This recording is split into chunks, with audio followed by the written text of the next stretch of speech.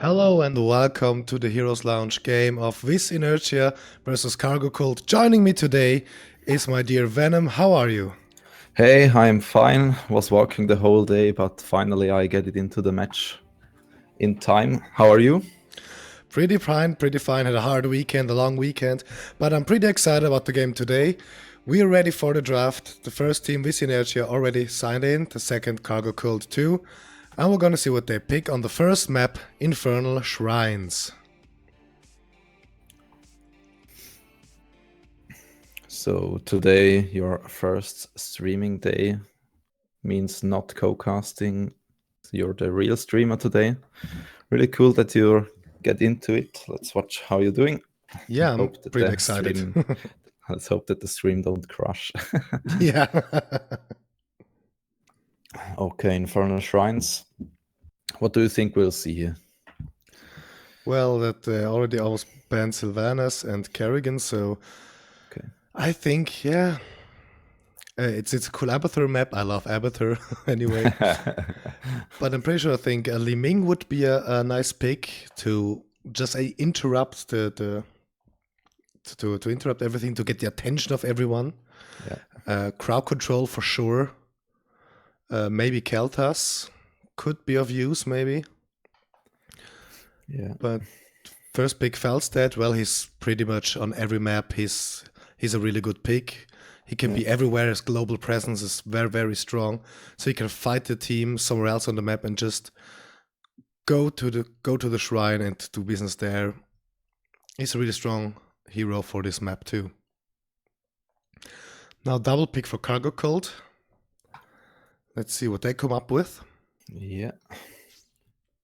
Let's watch if they could counterforce that as the global presence with some Brightwing or something like that, or let's watch if they will go for it. So they just banned Kerrigan and Fasted already taken, so they probably go with an assassin with a really strong one. I'm not sure if we will see too much of some specialists here, because in the meta actual there are a lot of fighting picks taken, and that's right what we'll see here. So this Li Ming, as you said, with the globes, she could kill a lot of minions there into the shrine, near the shrine. And with Merdin, you always have the choice, because of his self-healing trait, that you don't have to take the best healer. So they could probably also go with a Tassadar or with something like Brightwing or so. Yeah, Muradin is a pretty strong frontline character. As you said, good self-sustain. He can dish out a lot of damage depending on the talent choice. And on the other side, we see just Zul picked and Rhaegar as a healer, maybe. In my opinion, also a good healer, a strong healer. If they can play him right, if the composition is right, his chain healing is really useful in some situations too. So that's right. Yeah. If they pick Rhaegar and they pick Rhaegar, what will Cargo Cult pick as their respective healer? They could go for someone who dishes out more damage, but yeah. First they banned ETC. Yes. Great choice. That's a strong ban anyway, yeah. Now the ban for this Inertia. But with the ETC ban, Cargo Cult also don't have the option to go double tank, which I won't have preferred here because they already got Merdin. So they won't let the strong warrior here at the Wiz Internatia team here.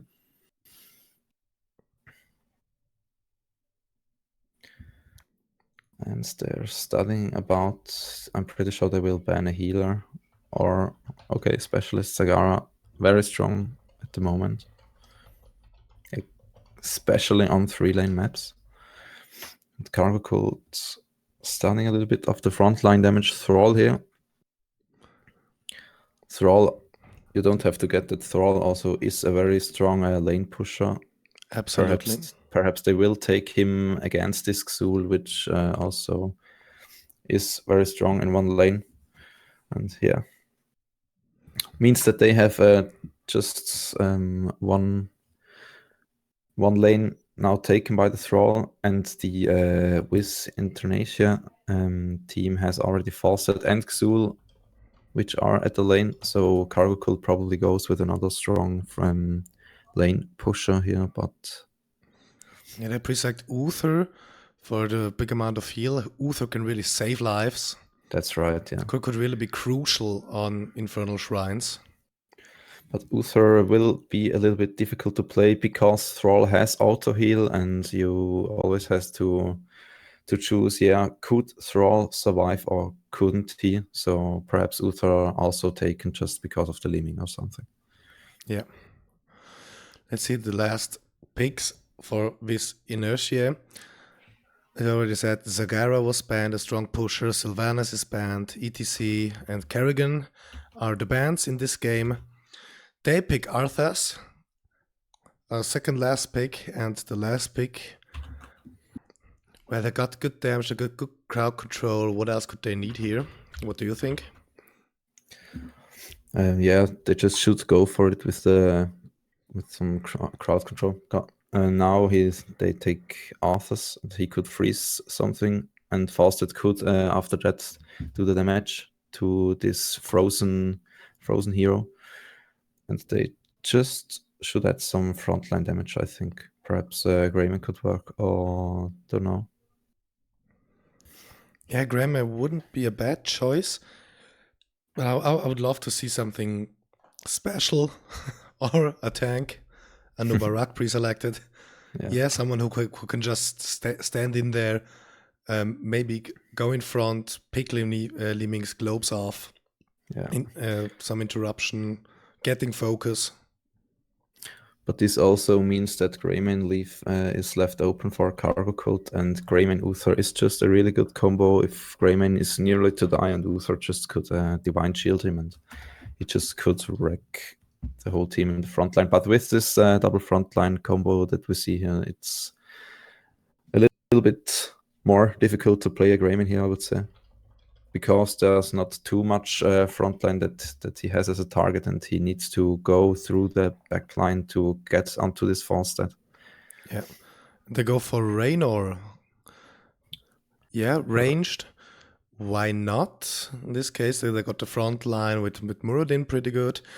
Ranged Liming, ranged Raynor, and Thrall melee. Yeah, sounds like a reasonable composition at the moment.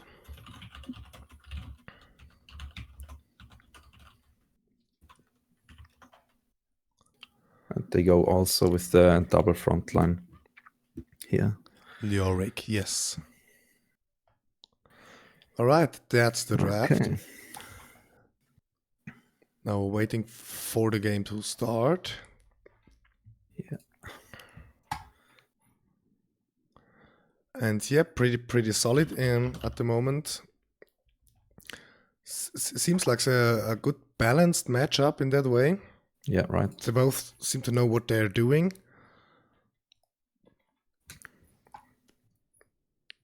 All right.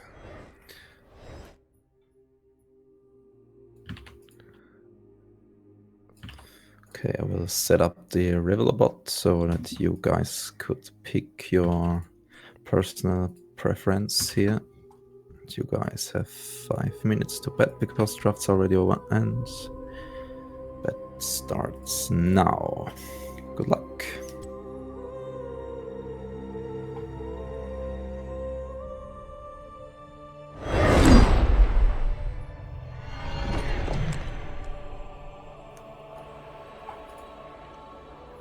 All right.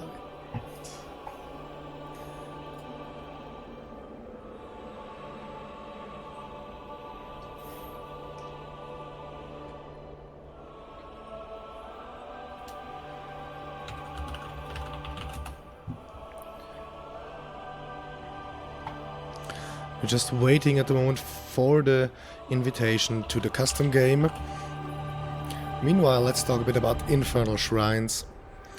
You know, they have to to activate the shrines and get these minions, which spawn from the shrines, to finally get those big punishers. And as far as I saw in other games, these punishers, they are strong, but they are not as strong as you would think they are. They could push good, but if the whole team goes against them, if the whole team focuses on the Punisher, he goes down pretty fast. Right, we're about to start, we got the link and we're just waiting to jump into action.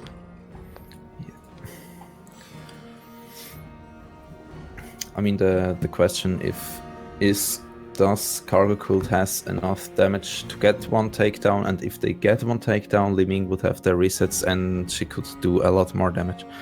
I think that's the question here. If Cargo Cult could go for these resets, and with this double tank decision from with Inertia, it's a lot more difficult, I would say. So we are already up in the lobby. Yes, casters are ready. Yeah. Sinnoh to start.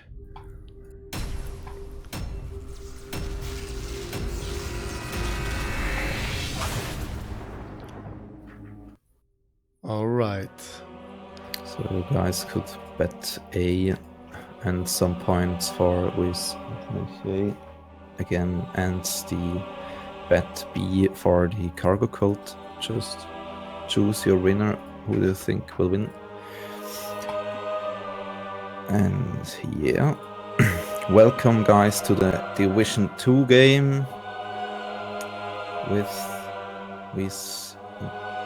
Inertia against Cargo Cult. I don't know how should I pronounce this one. Cargo Cult with Inertia and Cargo Cult. Yeah, with Inertia, okay. With Inertia. Yeah, Cargo Cult would be the easier one. Okay.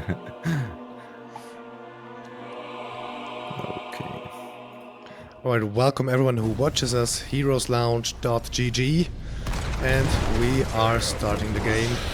On the left side, we have in blue Atsekopi playing Anubarak, Arozal playing Zul, Bitar playing Falstad, Nintalis playing Arthas, and Captain Raynor playing Rhaegar. And the enemies on the right side in red, Conferion on the Leoric, Baibei on Thrall, Helloendo on Uther, and Felix on Myrddin, and of course Gunboat on the hopefully resets and damage out blasting Li Ming. We're already seeing the guys splitting onto the lanes. As I already mentioned, the Uther is going to capture one of those 3 lanes. It's pretty interesting that the Red Cargo Cult seem to wait bottom to near the shrine, maybe thinking what are the blue ones doing there. Meanwhile the blue ones waiting. It's a different opening than what I saw at the in other games. Yeah, it's pretty rare. Now they're coming bottom. The other one's going away, don't want to get killed now. Just cleaning the wave. No problem thus far.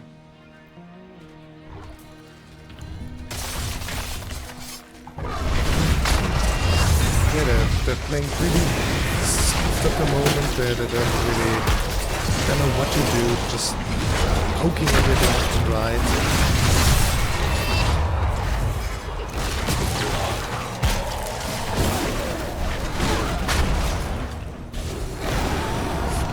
It's starting to get interesting here. There's a move around, trying to wave clear, getting experience. No one's getting terribly low.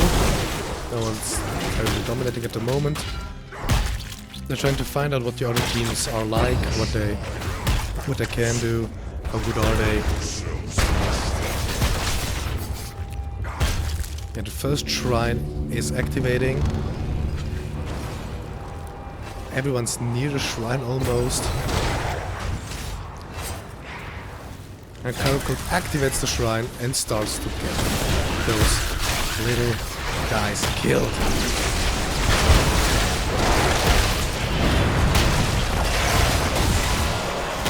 And while at the top floor, Muradin gets picked off the first kill. That was quick. one, yeah. Lyric Top just line. managed to get out in the last second. And the blue team, with Inertia, can get some of the minions. Maybe they get the new shrine. Looks like it at the moment. They nearly get Zul ganked in the mid lane. Thrall was watching for it, but they don't get it. Zul now soaking the top lane, because he knows they will probably get this first Punisher. 3 more. Yeah, fell stab. And one more. Just saw somebody with the damage. Great. And they got the frozen Punisher. Lyric just wants to get out again. Punisher goes on Uther. Uther gets killed. That's bad. The healer is down at the moment. He could heal with his strikes. So respawn times are really low here in the beginning. Oh, nice stun from his Punisher, and this is the kill. Lyric goes down. Thrall goes down too.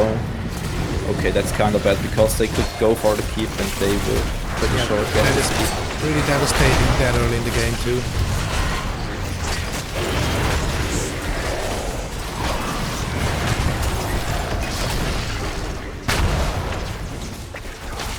Here I go with the first fort and go back. Everybody's alive again. They got the goal, they got it. Gonna go back and wait for the next shrine.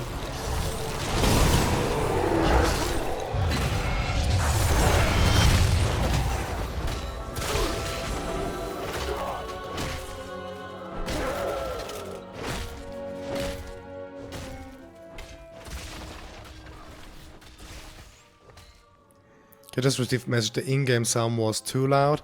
I'm sorry for that, dear audience. I hope it's better now.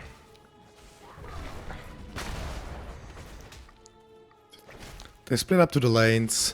Nothing much, they wait for the next shrine. And they go for Uther here, rough times for him, and he gets down again. Yeah, Uther just can't hold against if he gets focused by 4 people. Okay, and this means nearly 2 levels ahead for this Inertia. Or how it ever is spelled. As they come in, they... Leoric just got in. Interrupted, but it was no use. Leoric gets focused, gets away. Damage done. Again, Li Ming gets down. Li Ming gets picked off. And that's really not you want to have for a Li Ming. You really have to try to focus someone, get him bursted down, and then Li Ming has her reset. Shrine active. Blue team doesn't care until they're level 10, I think. With Inertia now rotating slowly top. Let's watch if they could soak level 10 out of these minions on the top lane. They should get it with this. Yeah, absolutely, they should get it, and come on. And Yes, there it and they goes. get level 10. Let's see what talents they choose. Thrall goes for Ancestral Healing, yeah. Pretty much clear, yeah. Army of the Dead, Mighty Gust, Potion Nova, and Locust Swarm. Well, pretty standard, pretty good. Going to finish off the shrine pretty easily here, while Anubarak, Falstad, and Rhaegar are holding off the enemy and getting some damage in the first fort on the top lane. Meanwhile, Caracults, they know that they can't do anything, so Leoric is pushing the mid lane and Li Ming at the bot lane. They're soaking all the 4 towers, which they get right now, and they're finally now level 10 also. Let's go back to the talents. What do they choose? They're pretty much Sundering, Divine Storm, Avatar, Disintegrate, and Entomb. Entomb is an interesting choice at the moment since they're pushing so hard. This Inertia. That's right. But the Disintegrate is pretty much a must-have here. Nice, and Tomb comes in, catches a few here, but they Hero can't gets focus killed. on. They're getting... Yeah, there's damage done, but not quite enough to get more. And this Punisher gets so much rooted here. Uther killed again. Yeah, that is very nicely done. The Punisher gets delayed. And Li Ming at the back line. Don't know if that's the right spot to be there. Now she gets focused by this Falstad and Arthas. But she managed somehow to get away. It's going around and going back in from the side, I think. But they're getting the fort, getting the keep. Now the core is open for damage. Yes. And with Inertia will soon reach level 13, which means they have another talent more than the Cargo Cult. And it's still 8-0 in kills. So Cargo Cult really has to do something down here. Yes. Almost almost 2 levels apart now. Yeah. Now they're 2 levels apart. Cargo Cult needs to catch up. They need to somehow. They need to soak. They need to win some team fights. They're just being. Yeah, it's, I don't know. The picks weren't wrong. It's just I can't really explain what happened exactly. Yeah, that's right. Meanwhile, Falstad going for the Flow Rider talent. And the Xul, of course, with the double tank opening here for the Cargo Cult, goes for the Giant Curse, which is like a Giant Killer here. Yeah. You know, we're looking at the damage, siege damage, hero damage. Yeah, see, the damage is really on the side of his Inertia. Just dishing out much more damage. Uther almost got killed again. Heck, he got picked off. Barely escapes, but no. Nice route coming on Li Ming. Already got her E, so she can't teleport away and gets also focused down. Yeah, the kill statistics speaks almost everything. 10 kills on the side on this Inertia and 0 kills from Cargo Cult. Yeah, rough times for Cargo Cult right now. Yeah, they're not exactly getting stumped, but they're having a pretty hard time. But also it's the first map, maybe they just need to warm up. Maybe the communication it's just not on point enough. But I'm pretty sure the second map will hopefully be different for them.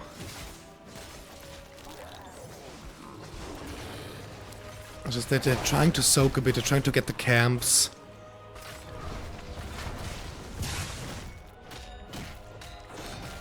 Two people focusing the top camp here, getting it. But watch how Arthur's soloing is this shrine, and this goes so fast with this E talent here. Yes. Yeah. Really strong. Let's watch if they waiting the one up. Yeah, they're doing it. Yeah, they're doing it. Arthur's backing up. They're waiting until he refreshes his mana, and they will go. Now Cargo goes for the shrine. And they're just waiting for the time to pick a few off to get them, and the Punisher's there. Now they're really trapped. Nice stun coming out. Oh, wonderful, wonderful. Oh. Thrall gets picked off. And body blocking everywhere. Rhaegar this is the down. first resets. Uther What down. could they do? Nothing too much at this time from the Punisher. Gets slimming down finally. That was damn close there. Leoric almost got picked off. Damn close. 3 down from Cargo Cult, 2 down from this Inertia. Probably next down. Oh, could get away from Arthas. The Punisher has 70, about 80% health. He can surely jumps over. Maybe Leoric gets picked off. Nah, doesn't quite manage it. Too much sustain at the moment. Yeah, with Too the much heal. healing from Anubharak, could survive.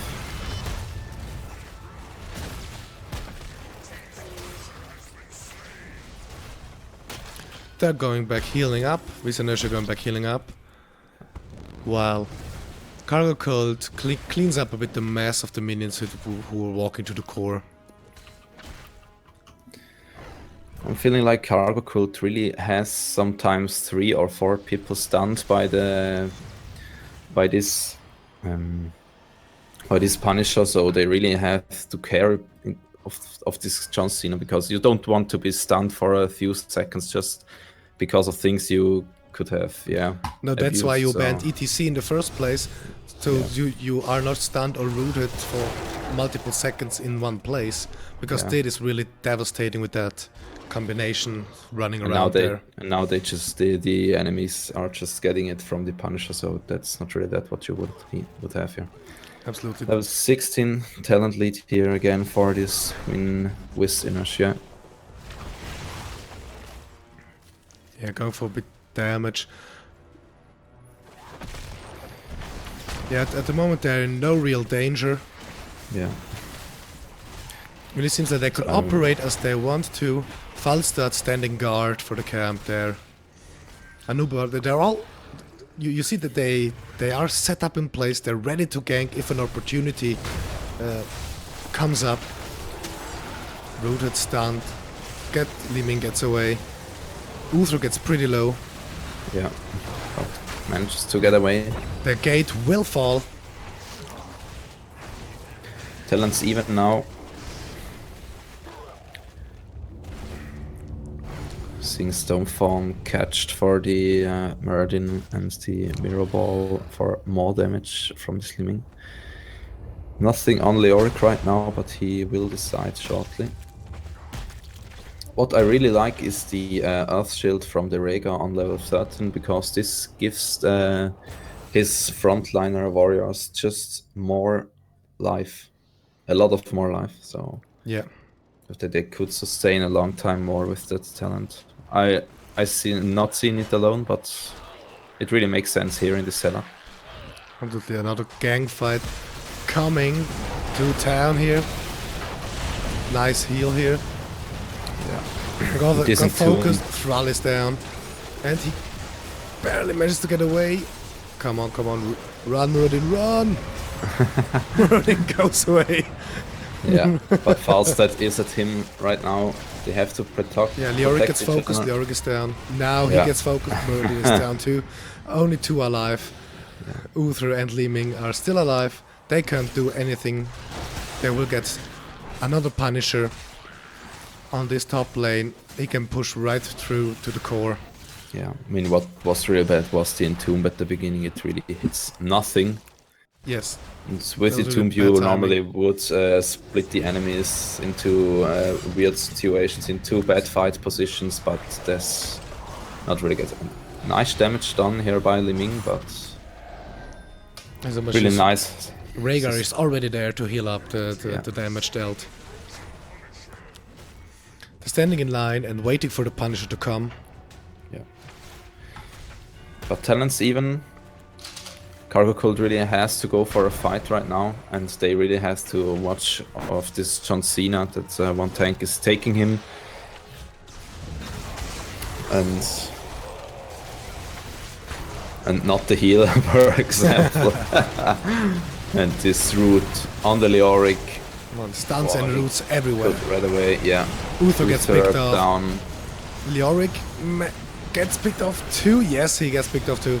And another stun against the Slimming. Liming away. Zul gets killed. And this could be the end if they don't care. Yeah, Anubarak gets killed. Down. These roots and stuns on the murder, but jumps away. Nicely done. Yeah, he needs to get back to heal up. Both need to back to heal up. They can't do anything right now. If they just focus on the core now, just ignore the other team. Doesn't matter if they spawn or not. Get the damage to the core. 45%, 38%. Yeah, that should be GG. Yeah, they get it. Yes, that was pretty dominating. Yeah, but it was the blue team was really low, but with the ancestral healing on this artist, he could survive and do the rest of the damage. Yes, it was very interesting to watch. They were dominating somehow. If we look here at the stats, we see the siege damage from Zul at almost 150,000. He just pushed through. Liming got under 100,000 hero damage, the most it Feldstedt, shortly followed by Zul, and Li Ming just did the damage on the red team. Yeah, it just wasn't enough. Well, look at the XP contribution from Zul. He contributed 17,500 XP points to the team. That's where they got the whole lead. Zul is so good at clearing these waves. It's unbelievable. Yeah. Alright, a short pause between these maps, a short break for 3 minutes, so that the teams can consult each other, that we can grasp again what just happened, make some predictions maybe even, and we'll see us again in 3 minutes.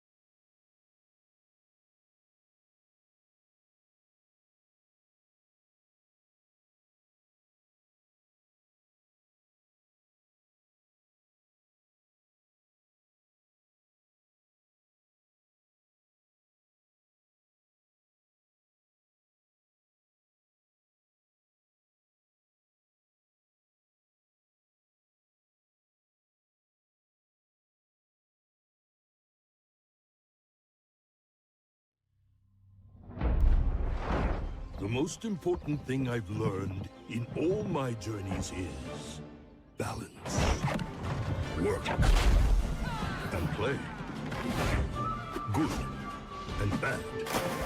Right and wrong. Honor. Tradition. A good brew. And most especially, family. These are the things that bring me balance. These are the things I fight for.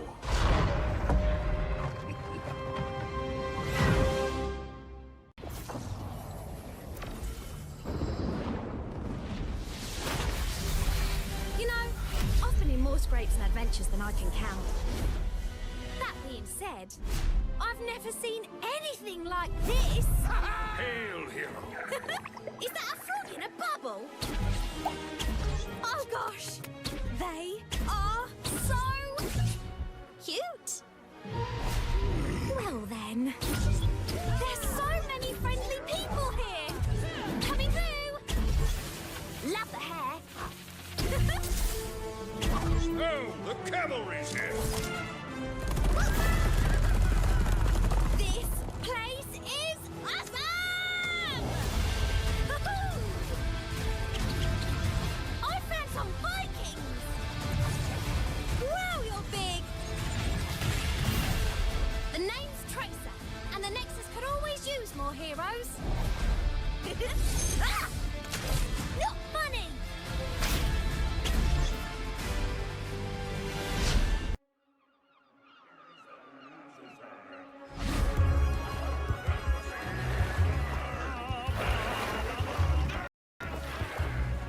So, one day I wake up to find that me and my friends are lost. Again! No one said it was your fault, Olaf. But if there's one thing we're good at, it's... Getting lost? No, Baylog, we're good at...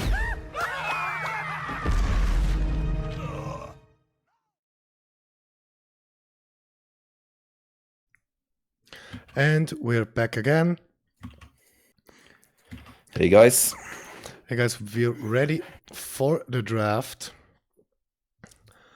And let's see what we're getting. The second map is Towers of Doom.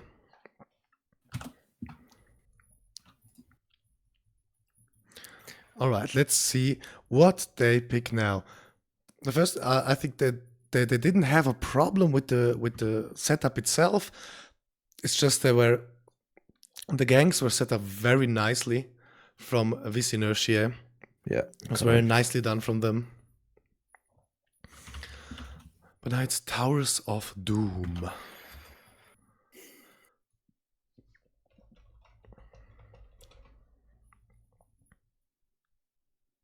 And what I already said last time, that Lemmings needs her resets, and with these 2 kills that the Cargo Cults just got, she had a really rough time to get the damage out. And I don't know if I just saw once her ulti casted or something, but yeah, really hard times. Yeah, absolutely. First ban from Cargo Cult is Zagara, a strong lane pusher. On Towers of Doom, lane pushing is important too, to get these extra bell towers there to fire more rounds. The ban from this Inertia, we're waiting on the ban. I think, yeah. Do you think they will ban Sylvanas again? I don't know. Sylvanas is a very strong hero. She could take out. She could take out just 1/4 here, so she could probably been taken or banned here. But Sylvanas Towers of Doom probably not the strongest map for her, because these forts could be retaken here. So yeah. And they ban Falstad. Yeah, really great choice here. What I really would love to see would be the Lost Vikings, because I personally love to play them, and on Towers of Doom they're so annoying. Just Eric tries to defend one of these shrines, or they just could catch all the shrines with one Viking. That's really sick what they could do if they're played correctly. The Lost Vikings are an unbelievable strong hero if you can play them. Yeah, right. There's a really hard. It's really hard to play them right. A really high skill ceiling there to play them right.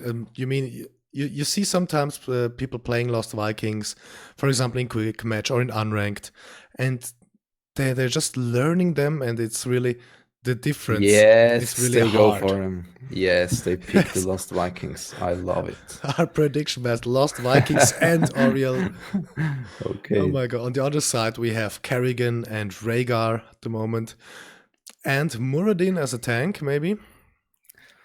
And now with Inertia really has to study about banning some Zeratul or a Nova or a Li Ming here, because she gets the resets out of the Lost Vikings and could really be dominant then in this match. But you really would love to ban the Zeratul. Now I'm really interested in how they will play the Lost Vikings. And if you look at the portrait, the Lost Vikings, they're the long lost brothers of Muradin. Yes, that's right. And Muradin taken for the Cargo Cult again, but now with the heals of Rhaegar and with the damage of Kerrigan. Yes, such squishy as Kerrigan is, and which are arguably hard to hit combo, it's really important to have a good quick healer around. That's right. To get a certain sustain.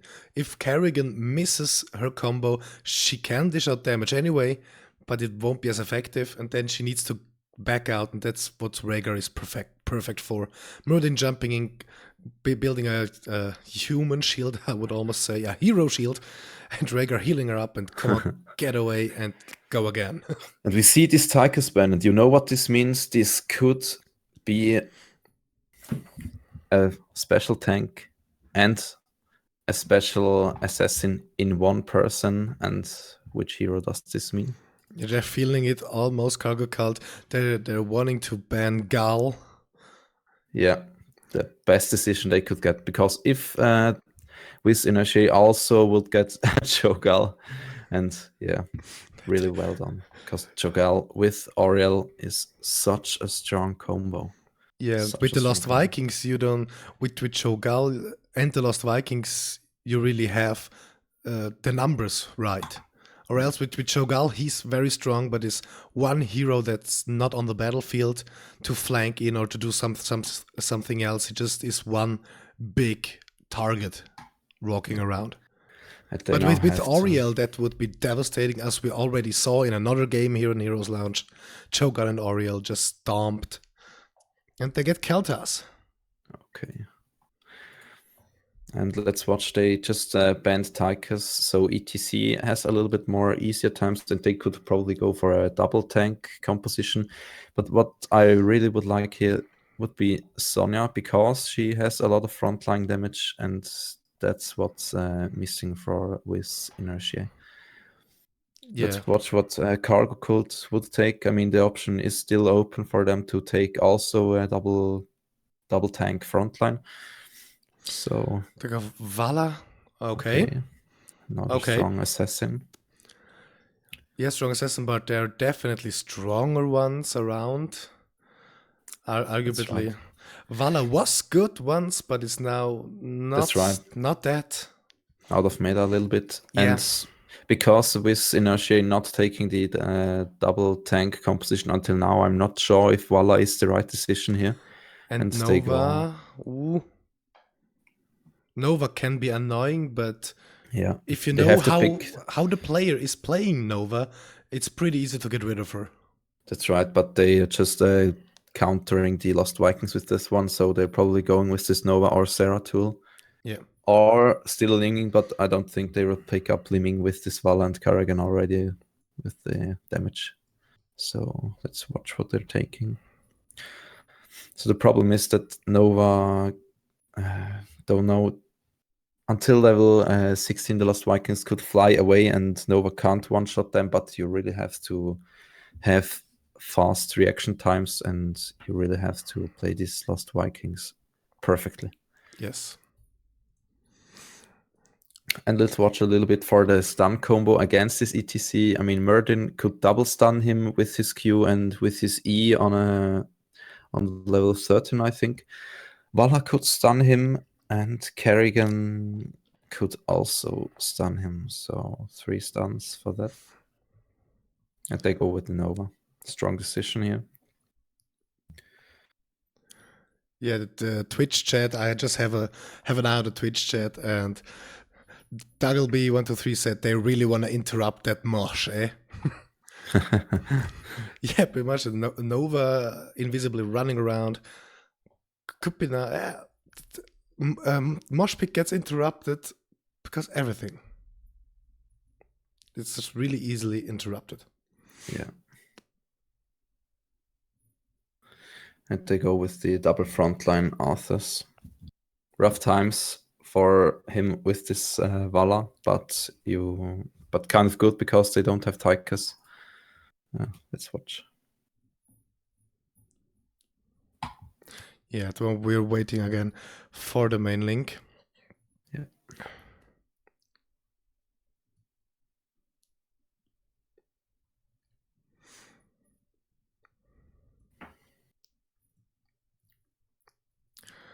Second map, Tower of Doom. We're seeing the Lost Vikings, we're seeing Keltas, we're seeing Vala, we're seeing Kerrigan. We won't see Cho'Gall, we won't see Falstad, and we won't see Tychus.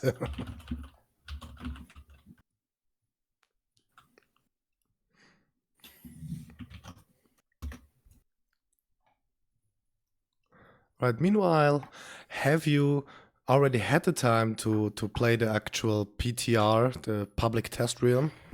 No, I haven't, because I was away the whole week, and then under the week I don't have normally so much times, but Yeah, I really have to. either. I really Yeah. have to, because they've changed so much things, and yeah, let's watch. So, okay, I'm already invited. All right, nice, perfect. Okay, let's watch a little bit to the drafts. Who would you prefer to win? Judging from the draft, well, I like the playstyle of Vikings because there's really something special. But, well, if Valor wasn't there and Nova, it would look solid.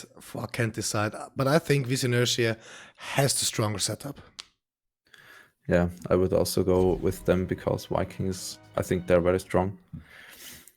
And I'm still liking double Warrior for the protection of KT, that they don't get into this backline, but also I don't like it because of the Vala, because with the Giant Killer talent she could just do a lot of damage. And yeah, don't know, kind of heavy, but I'm liking the double Warrior setup a little bit more here. Yes. And the game is loading on Towers of Doom. Yeah. It's funny if you look at the pictures of the players. On the left side, there's 4 times, 5 times almost. Yeah, we have the Terran faction. Almost. It's pretty funny if you see it, especially with the player Captain Raynor on there. Yeah. Just a little fun at the side.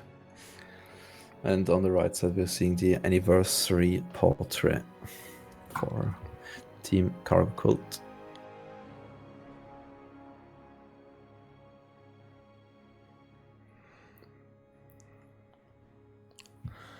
Alright, the loading is pretty much complete. And there we are. We begin in blue. Atsekopi playing ETC. Azros Al playing the Lost Vikings. Pitor playing Keltas. Nintales playing Oriel. And Captain Raynor playing Arthas. Guys, are you ready for the 1-1 for Cargo Cult? On the right side it is Comfiron onward in Helando, Rega, Gunboat on Vala, Felix on the Kerrigan, and Biba on the Nova counter against the Vikings. And it stands and falls with this Nova, how she could manage to get rid of these Vikings and how much they could soak.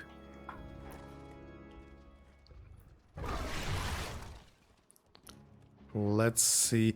Yeah, just like the first game, they're not really going in it directly. Rhaegar gets focused first.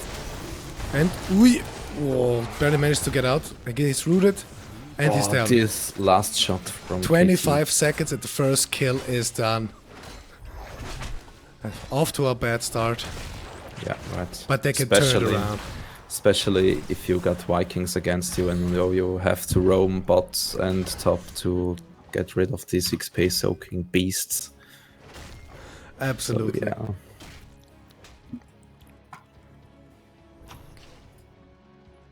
yeah. Yeah, on bots.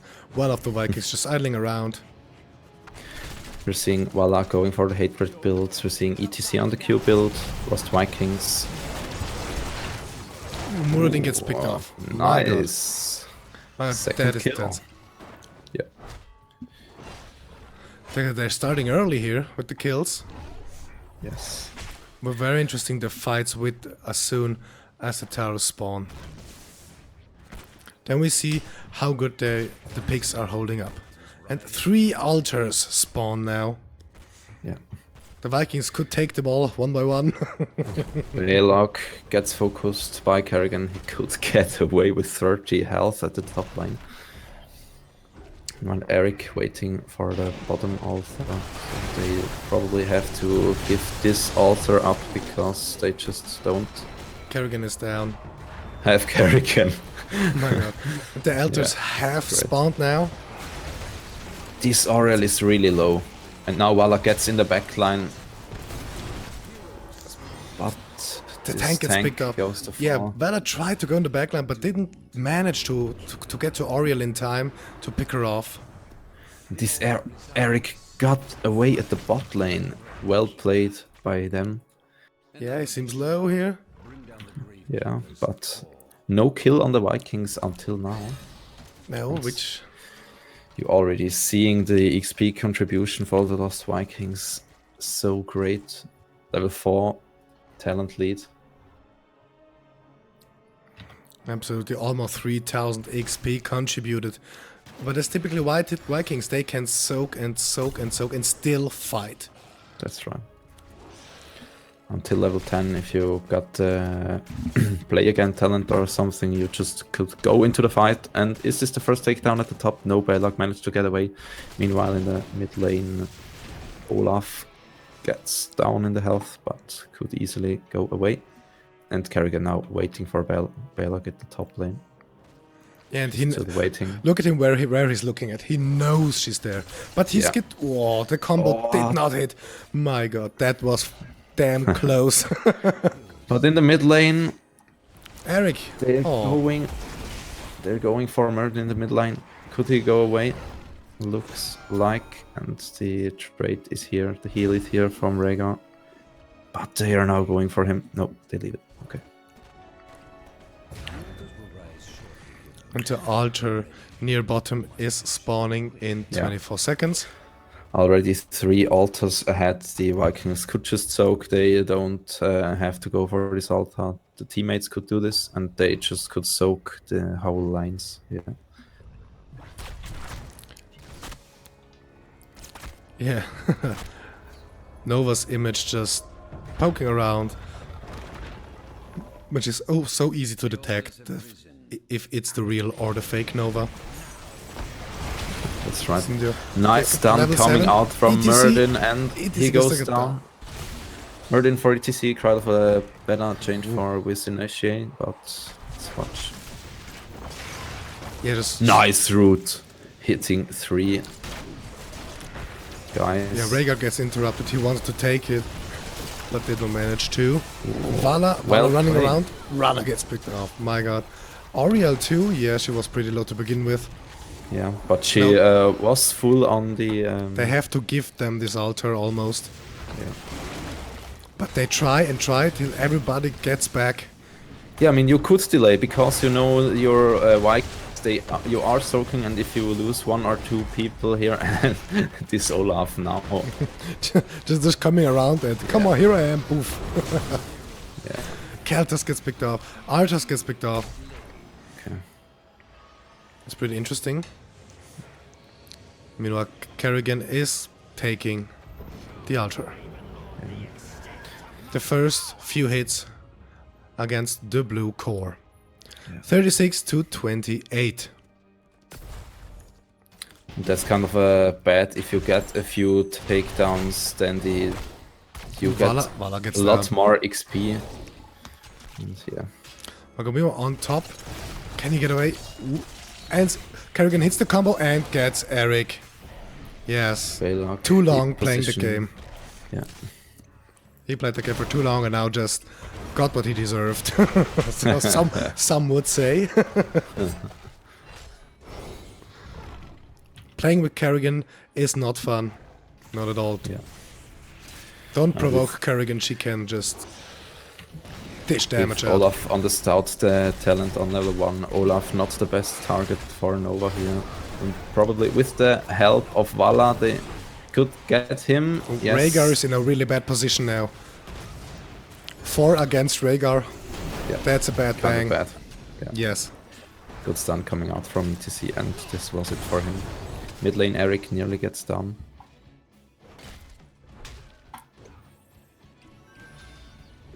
Oh, in the bottom lane, Vala can soak a bit and can push a bit. And doesn't even push bad. Eric gets picked off. Yeah. Roaming back to the mid lane. Trying to get a few picks. Because the new altars will soon be ready. They will soon... There we are. 25 seconds till both bottom altars will spawn. Balog at the top lane has the attention of 2 heroes, Kerrigan and Nova, and they're probably a little bit late here for the fights for the bot lane. And Rhaegar gets picked off again. Nice combo out from this Vala and Nova. Unbelievable, yes. Nova got for precision strike, but Oh, This cancel. combo on Oh the my God, Kerrigan, come on. so much damage, and they not even get Vala. Muradin but gets Muradin they down. get- The intense team fight here. 2 deaths on red side, 3 deaths on blue side. That was pretty Okay. intense. Yeah. And talents even the XP is a lot of more even because they managed to get a few kills in the past times.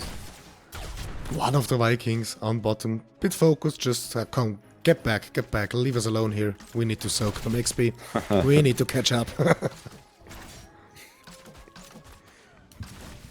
On the top, Viking can soak, and Muradin comes visit him.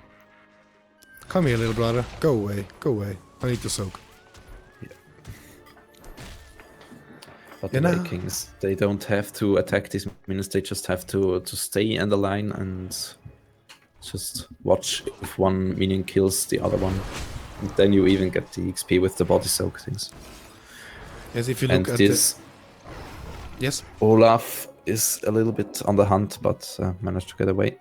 And this means that the minions are going now for the fort. Damage done onto it. On top, And nice Cargo. done. Muradin goes for the kill, but... Nope. Not getting it because replay was used in the bot lane. When you look at the XP contributions, you see the value of these Vikings with almost 14,000 XP contributed to the blue team, while the top contributor on the red team is Vala with 6,000.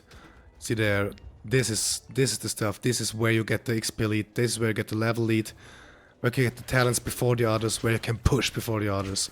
Yeah, but right now talents even, level even, so not too good for the Inertia team here. Nice combo and Precision strike, nice kill of Kaltas. pretty nice. It just hurts after the Aegis crystal was used from Oriel. And the mosh Nice pit there. mosh set up, but Well, no he damage gets killed. left. He gets killed. Yeah, for sure. Yeah. And no damage was there because KT already was down, so... Yeah, it was done. And this- Oriel was low. That was unfortunate. Yeah. I wouldn't say a wasted mosh pit. The others could get would manage to get away thanks to this mosh pit, especially Oriel. But they catch up and got Arthur's at least. Now And the they get keep. bot One keep. bell tower. What you also has to watch, these are 2 minutes no mosh pit here. So that's a long time, and you would really have to set this mosh pit up when KT also is here. So they'll probably have to care because of the next team fight. We're now retaking the bot keep.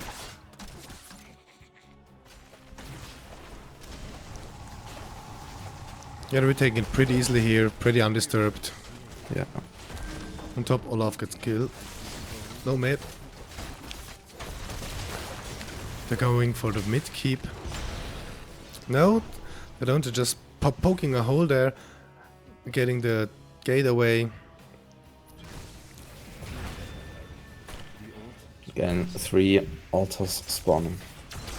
So that's really the time where you could use the Vikings to try to get 2 of these towers and fight for the 3rd with the rest of your team. So And they got the top cam and now are moving pretty quickly down.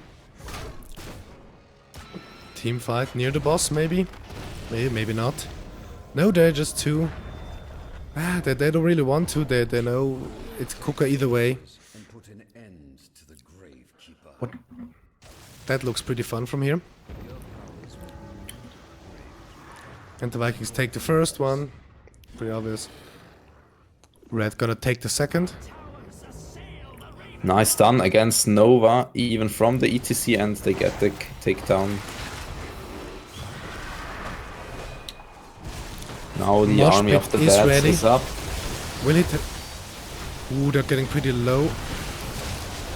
Will he go in and make a mosh pit? He's setting up, and Yes! this we nice mosh pit And now. for sure Rhaegar gets picked off. Yes, Rhaegar goes off. They Nice set up time. for 1 or 2 kills. Kerrigan, etc. Yeah, it was risky, but it was worth it. Well, gets down 4 of the 5 killed. Muradin is still alive. They're so low, everyone. Everyone is pretty damn low except for the Vikings. That's right, yeah. But they just keep on soaking XP. Trying to get another level advantage here. But that was a well executed, nice mosh pit there. It was just the right timing. Yeah, that's right. And you have to hit the whole team, the one heroes which could just interrupt your mosh, and he managed to get this. So. Nova goes top. Yeah, she goes back. It's not worth it. Or is it? Nah. And this Murder not going for the interrupt on the level 16. Pretty interesting talent picked here. Give him the X taken. Yeah. So he probably thinks that He needs more they damage. got enough interrupt. Yeah, and Yeah. they need more damage. Well, they got good interrupts in there. They could use some damage, but I wouldn't have picked Meriden as one of those damage dealers, since the build itself wasn't really focused on damage. Yeah.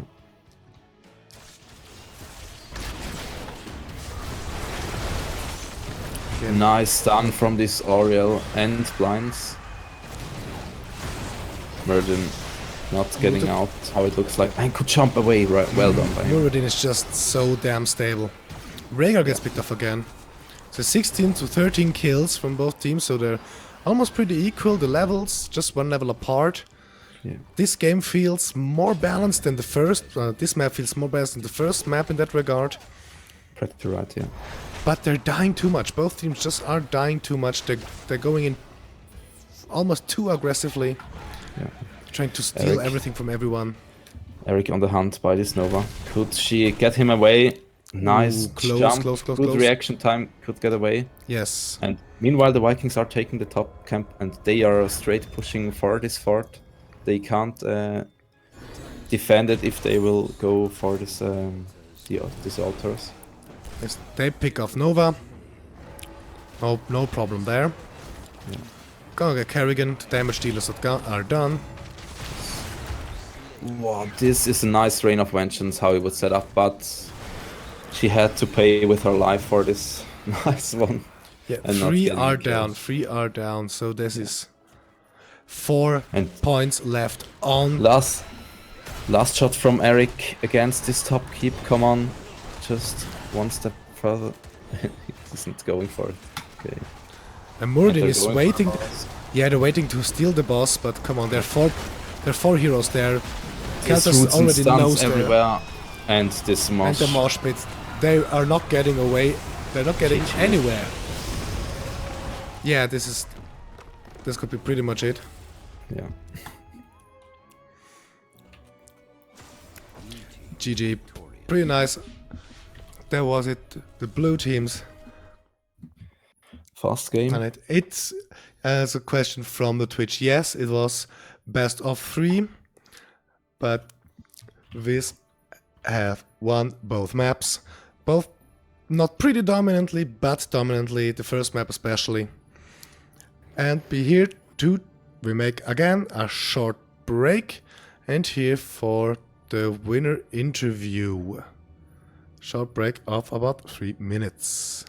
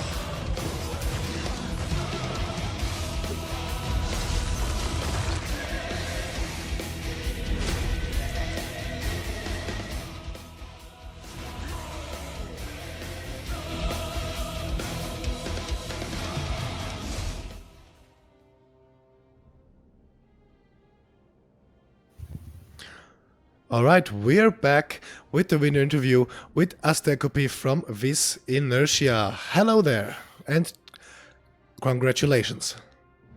Thank you very much.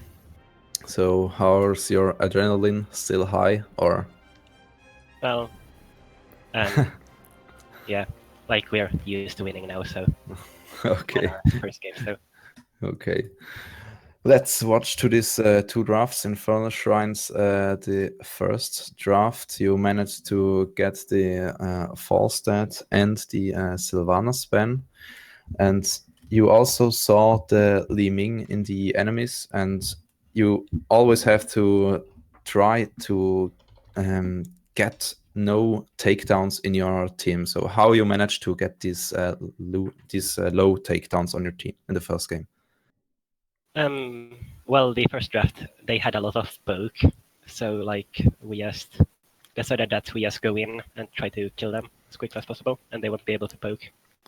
Okay. Because like with Arthas and a noob, you can really dive deep for the kills.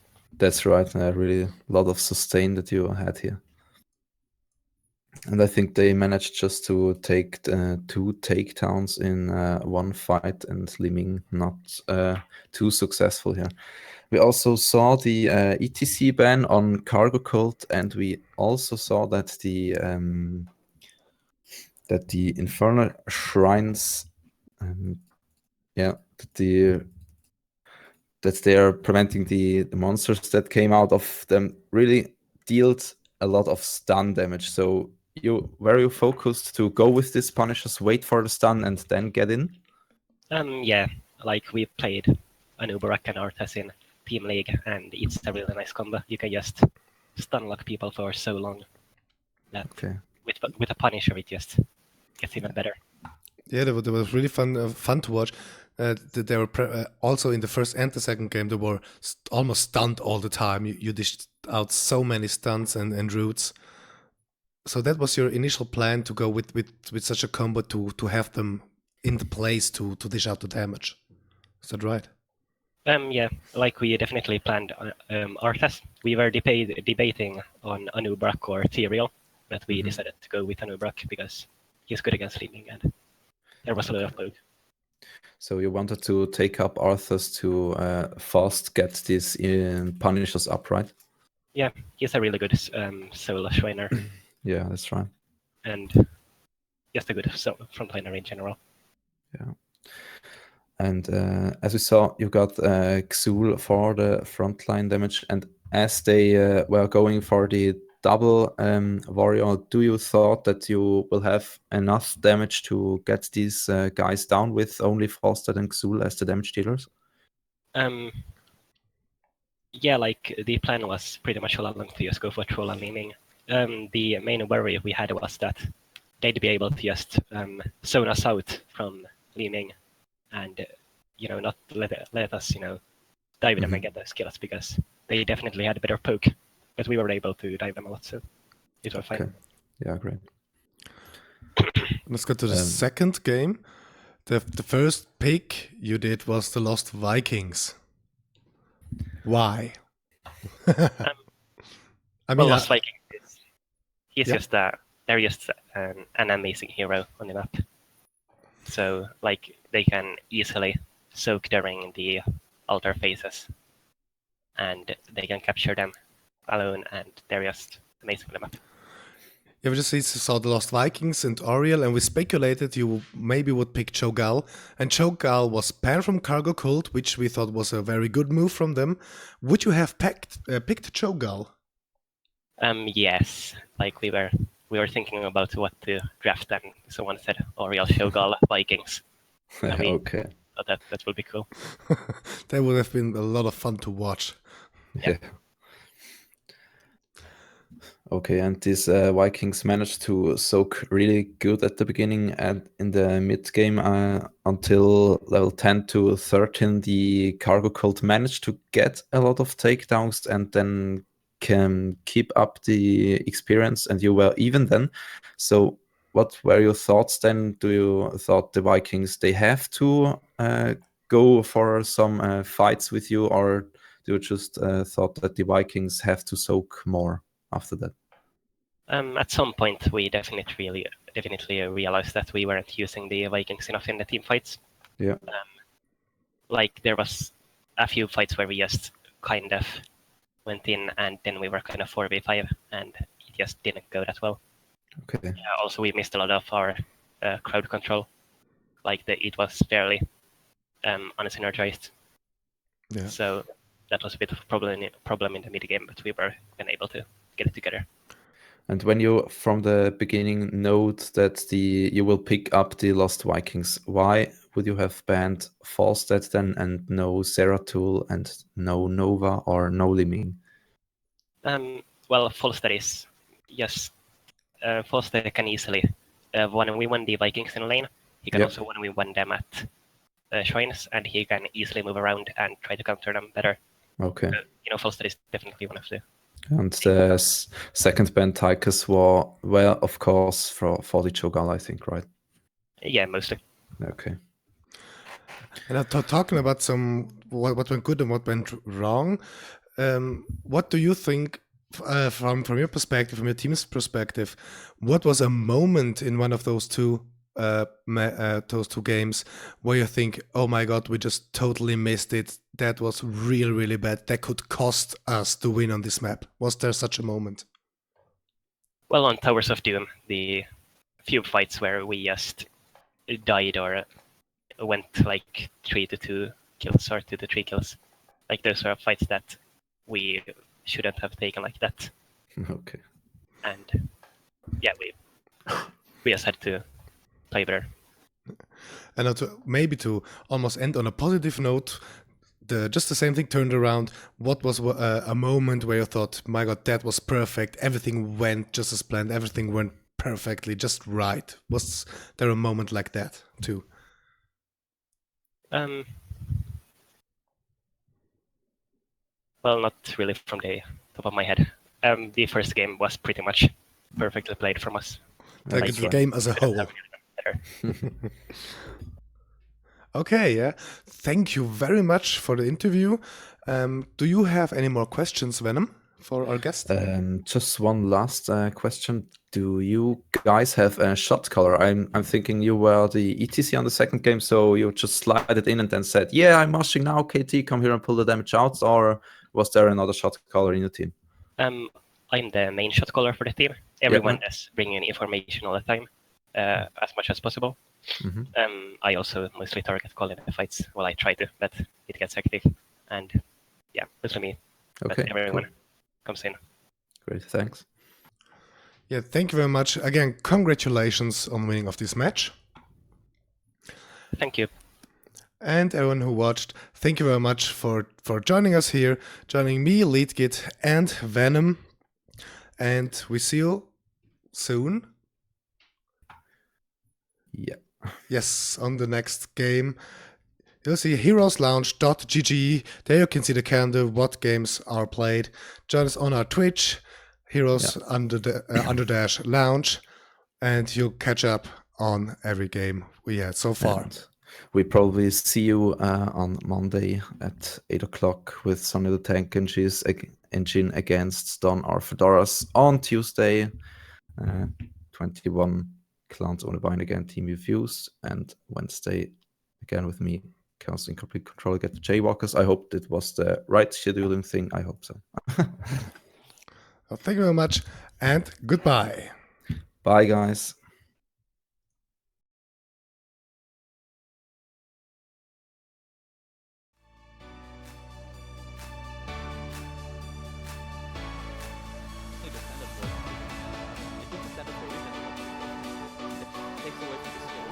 Aber getting your visor, but he can he get away?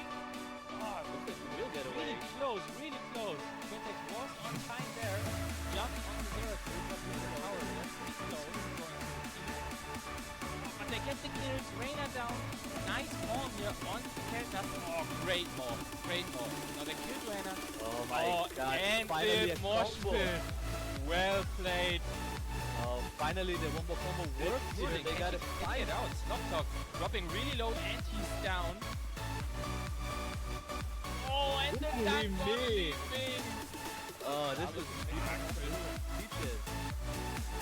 Oh, and the hook against Quintex!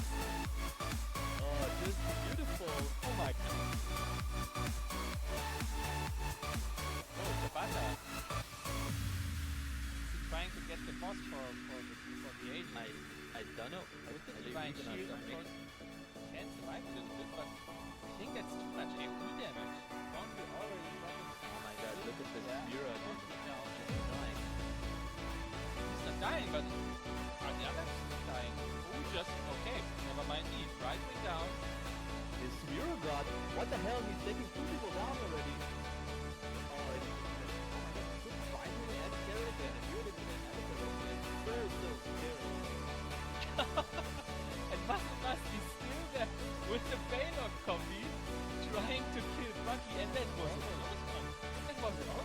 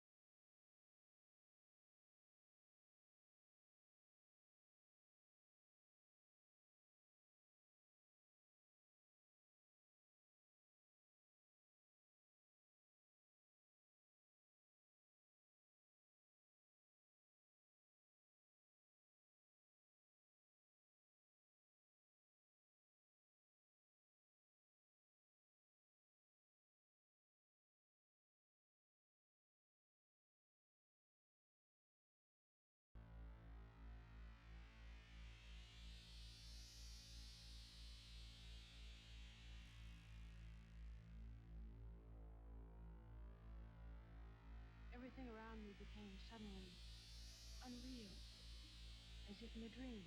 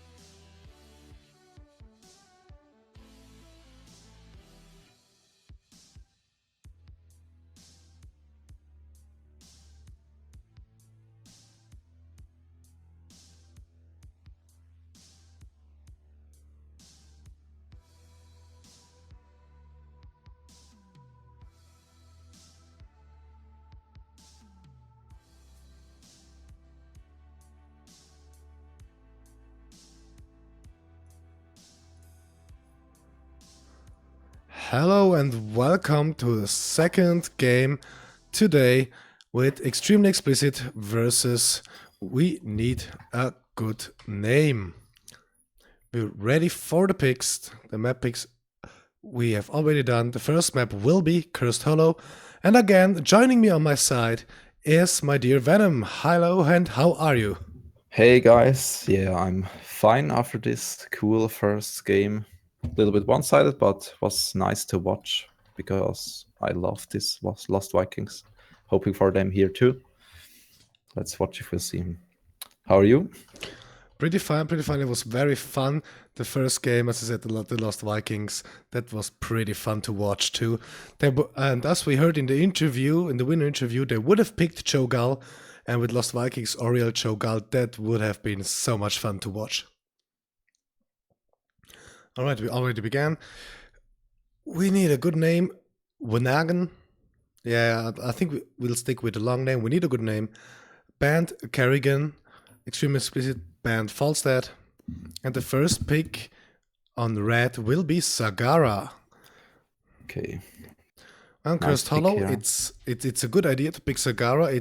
It's almost funny that the Sagara wasn't banned directly in the first place. Yeah, that's right. But they managed to ban this assassin Kerrigan, and Falstad is of course a ban here.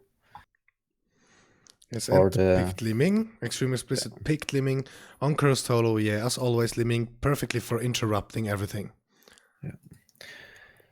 They're really looking forward for Sagara to go for Nidus probably because this is a big map, and with the tributes you have to pick up, you need this this ability to just switch the positions really fast, and yeah. Yeah, with Falstad banned, you need the global presence elsewhere, and that's Sagara a perfect fit. That's right, yeah. Now they pick Thrall. Jawohl, they pick Thrall. Strong frontliner. And they have really strong lane pushing potential right now after just 2 picks, and they really have to study about a healer and a strong tank. Okay, now you mentioned the healer, and they pick Rhaegar as their healer. 2 little green guys on the red team, Yes. waiting to get in action. Now Extremely Explicit, blue team, their second ban. Well, they could, Okay. they could ban someone with damage potential. That's right, yeah. Would be a good call, or a tank maybe too. Yeah, but I won't ban ETC because I love the ETC Liming combo, so I would left ETC open here and watch if VHN is taking up ETC or not.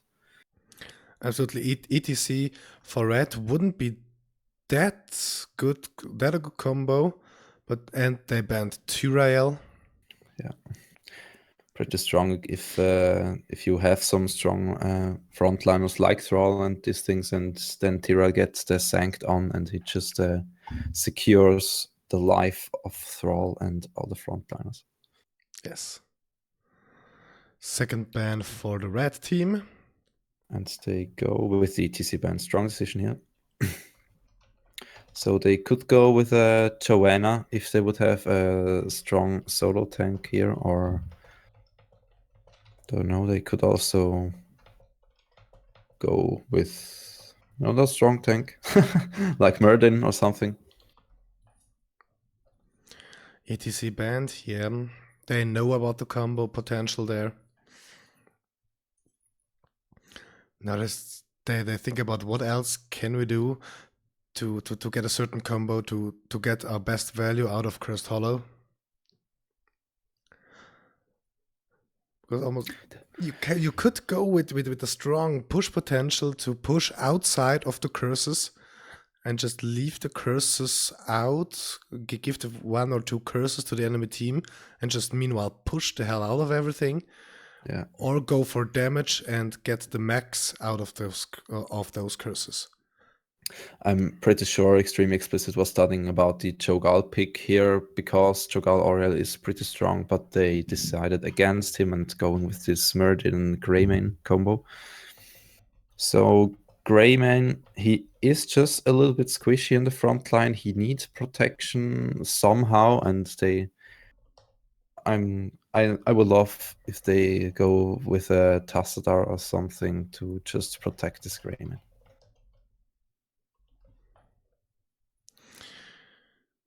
Yeah, Red picking Anubarak as a small tanky guy. But an Uberak solo tank, not the best choice, so they're probably going with an Arthas here or something. So let's watch if they go for it. But if they pick Arthas or something, it means that they don't have too much backline damage, so they could probably add also a KT or something here. Yeah, let's see what they think of this idea. Maybe waiting, they're consulting each other. What can we do? I think they won't like the solo tank Anubarak either. And they just, yeah, since Muradin was picked by Extremely Explicit, now is the question, what can we do to either double tank or to get Anubarak its value?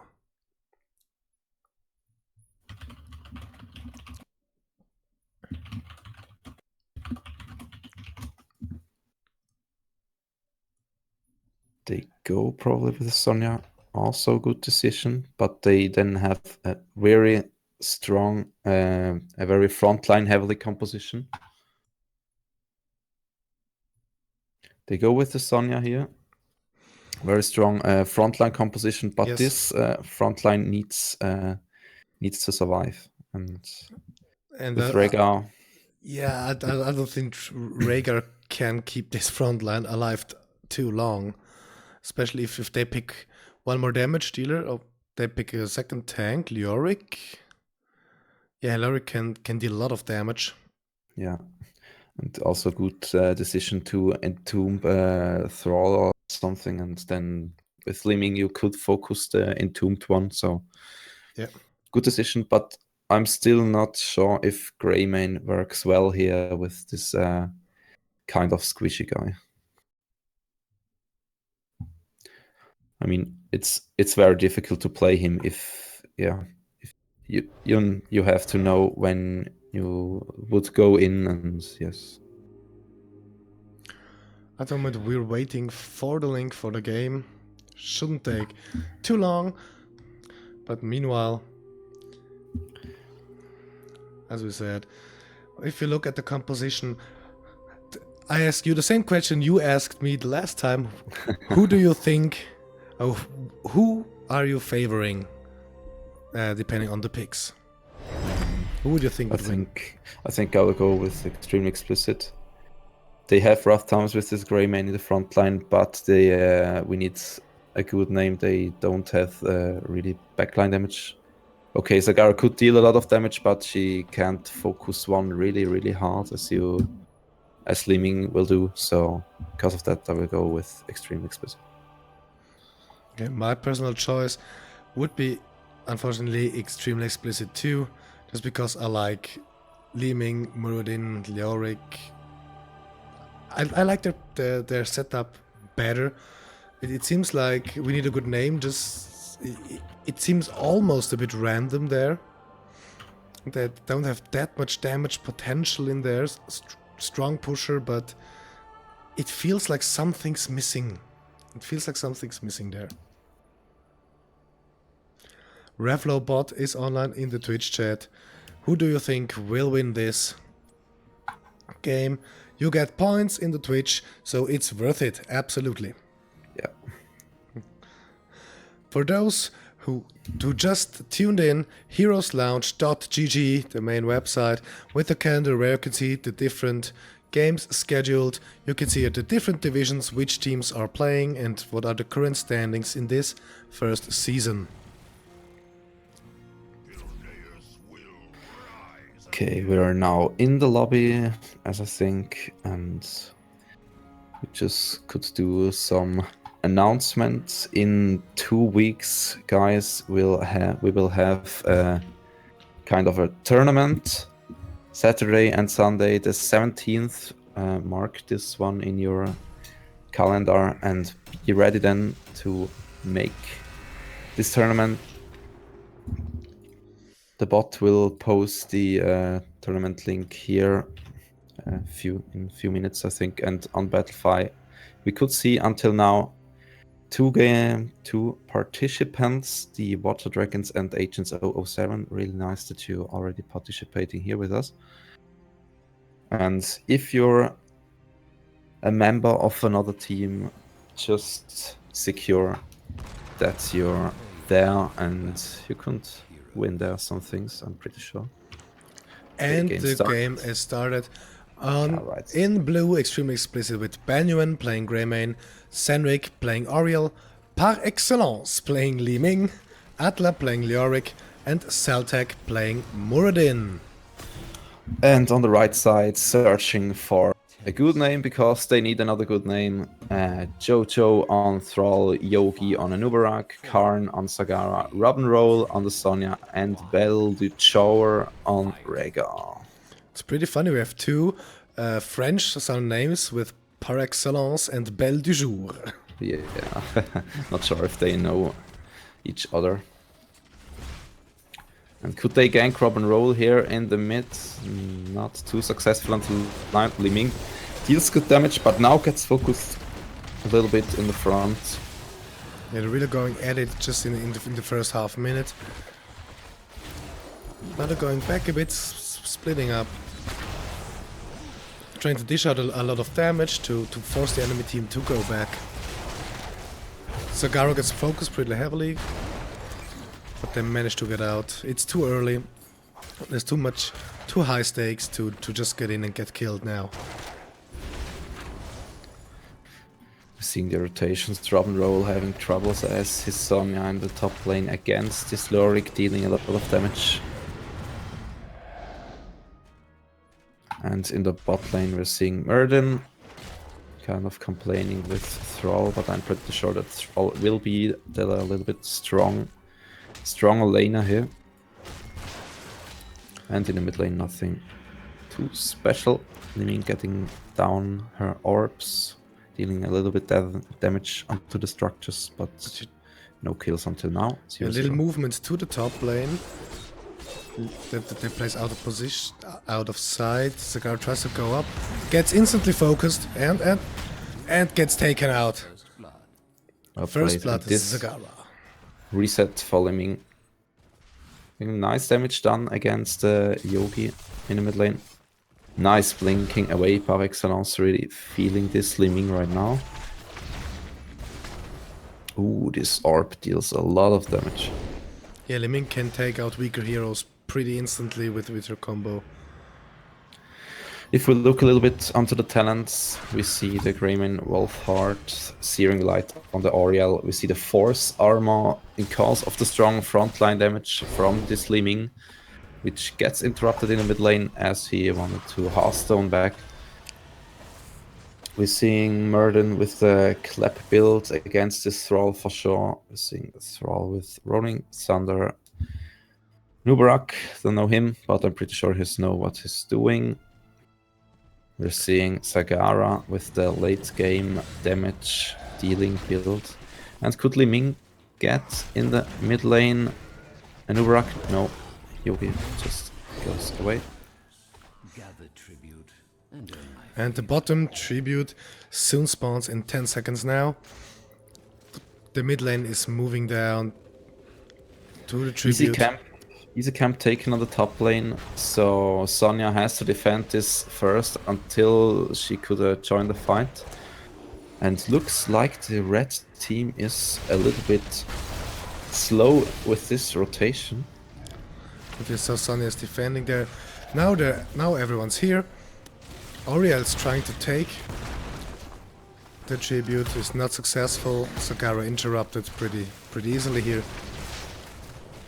Gets Nice healed up zoning. And they get the first tribute. Yeah, they managed good to hold the other team away, so they could take the first tribute without further problems.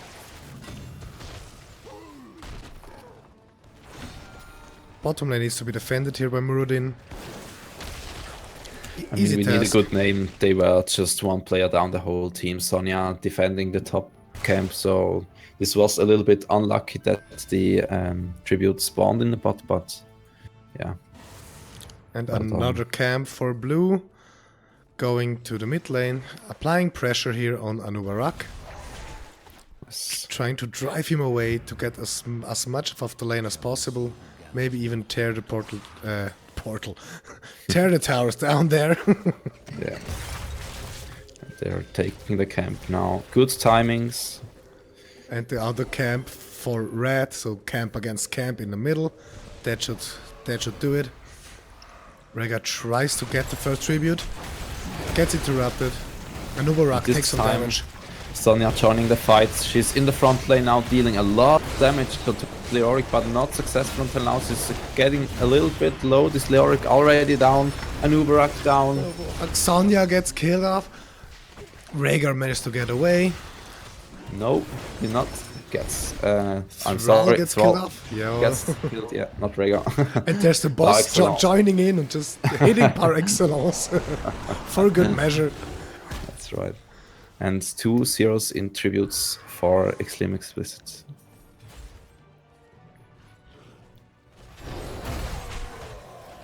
Well, They're really playing it good, nearly perfectly with the timings on the camp and everything. yeah, they definitely know what they're doing. Yeah. I'm not sure. Do you know which division those both teams are? Yeah, it's Division 4, so kind of low, but high stuff that which we are seeing here.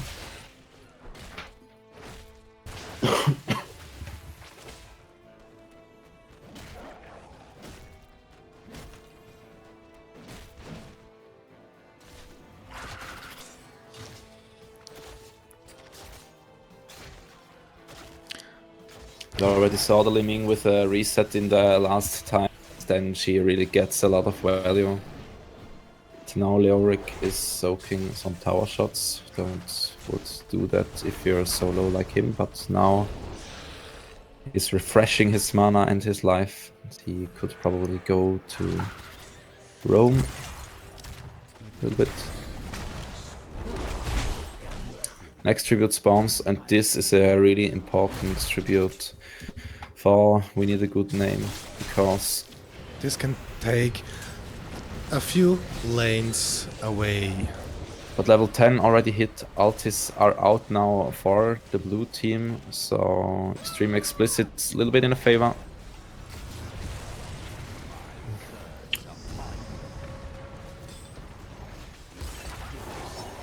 Robin Roll dies in the front line. Yogi Tour because of this resets, and now the curse is here. They aren't afraid because of this tip. Nice block coming out from Stealth.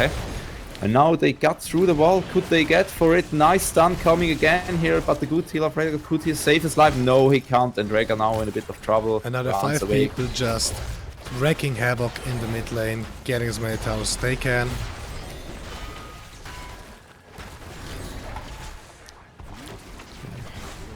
Yes, they made some good progress there, but now they seemingly changed to the top lane and just trying to get the first barrier down everywhere, so they can walk in more easily later on. And with these 2 kills, they managed to get the mid keep, and they will probably get the top keep for sure here, as low as it looks like. It's the tribute. The curse last is soon over. It is now over, and the top is away too. I'm Yep. not really getting why Liming is going with the wave of force here, but she's probably just going with the Korean style, but looks like it's played out until now. I don't think this will work out too well, but we will see. 7 twice kill until now, and they're starting the boss to just keep the enemies busy. Really nice done. Really would have to have the damage by Liming here. Boss the half down. Yeah, they get the boss, and nobody's around to even join them or interrupt them or do anything there. And even we need another good we need a good name now. Starting the boss. Damn, it They have to feels do so it wrong. fast. They have to do it fast because Leoric is joining. And will the blue team be in time? It looks like Atla now disturbing a little bit. Could he fly? No. Oh, Kinda. Leoric, No, he blocked- that was bad. He blocked blocked the his way own out. team. Yeah. That was very unfortunate. That was unfortunate. And Maul taken here. Not. Muradin gets pretty low. These are the resets from Liming. But they're all pretty low. Thrall runs away. Sagara runs away. They got their boss. They managed to get the mission. The boss, meanwhile, just hitting on the keep. Yeah. Both bosses hitting on the keeps. And the bottom boss will probably do a little bit more damage for Extreme Xplicit. Yeah, he gets the bottom a fort down. And maybe gets the shooting down. Yeah, too. And the boss is down. Top boss is down too. The top boss has not managed to make that much damage. But I'm sure the Leoric is pretty pissed at the moment because that was really unfortunate. Yeah. I'm not. I wouldn't say to. I won't assume what he would be or what he would be doing there. What his intentions were. This is a just lot gone wrong. better cast now, hitting Much Sagara with better. this Entomb, and this Almost is this getting the second Anubarak kill? too. Yeah, getting two. Getting Anubarak and Thrall. 3 kills, 20 seconds, 30 seconds. Sonya's down 2. Rhaegar is the last one surviving. 15 seconds till the next spawns. They pretty much have free hand now again. It's fortunately for the red team just the first of the 3 tributes, but this is unfortunate anyway. Any kill just gives the enemy team experience. They're 2 levels ahead. We're seeing, like in the last game, Rhaegar is going for the Earth Shield for the little bit more life for his front laners with his shield. They're gathering in the mid. They're making the camp. Leoric holds them off a bit. Anubarak dived in, gets stunned, tries to get out, is blocked. That was nice from Leoric. That was the block for Anubarak. Leoric gets taken out. Anubarak is taken out. Sonya's taken out. Well, this seems pretty one-sided at the moment. Yeah. 14 kills versus 2 kills. Tribute spawning faster now until the 10 minutes marked reached here. It's getting more intense. Liming is already at the tribute. They're getting it without problem. If Falstad was there in the enemy team, he could interrupt, but Falstad was banned, so Yeah. that's safe. But even with false stats, they are reaching level 16 now, Extreme Explicit, and you won't fight 16 against 14. So No, that they won't need be to a pull good back. fight. Maybe even let them push a bit. I mean, the towers don't have ammunition anymore. And again, nice Entomb catching That- 2 of those guys. That Entomb almost made the first one don't happen. It's nice catching those 2 and just hammering on there with everyone around. That's pretty nice, picking 2 off. And the 3rd tribute spawned near bottom. Muradin and Limi, already everybody goes on its way down. They have 10 seconds till everybody's back. And this will be the second curse against We Need a Good Name. So, but nice camp taken from them. So the bot lane won't be the big problem after this camp after this tribute taken. They will defend this lane a little bit. So. Yes. They're coming for bot, everybody's got bot, and there's where the team fight will break out maybe. Will Yogi initiate? No, not until now. That's going in. But they Nice Entomb they're- again. doing salsa. The first tank gets away, This is a good maw how you would have.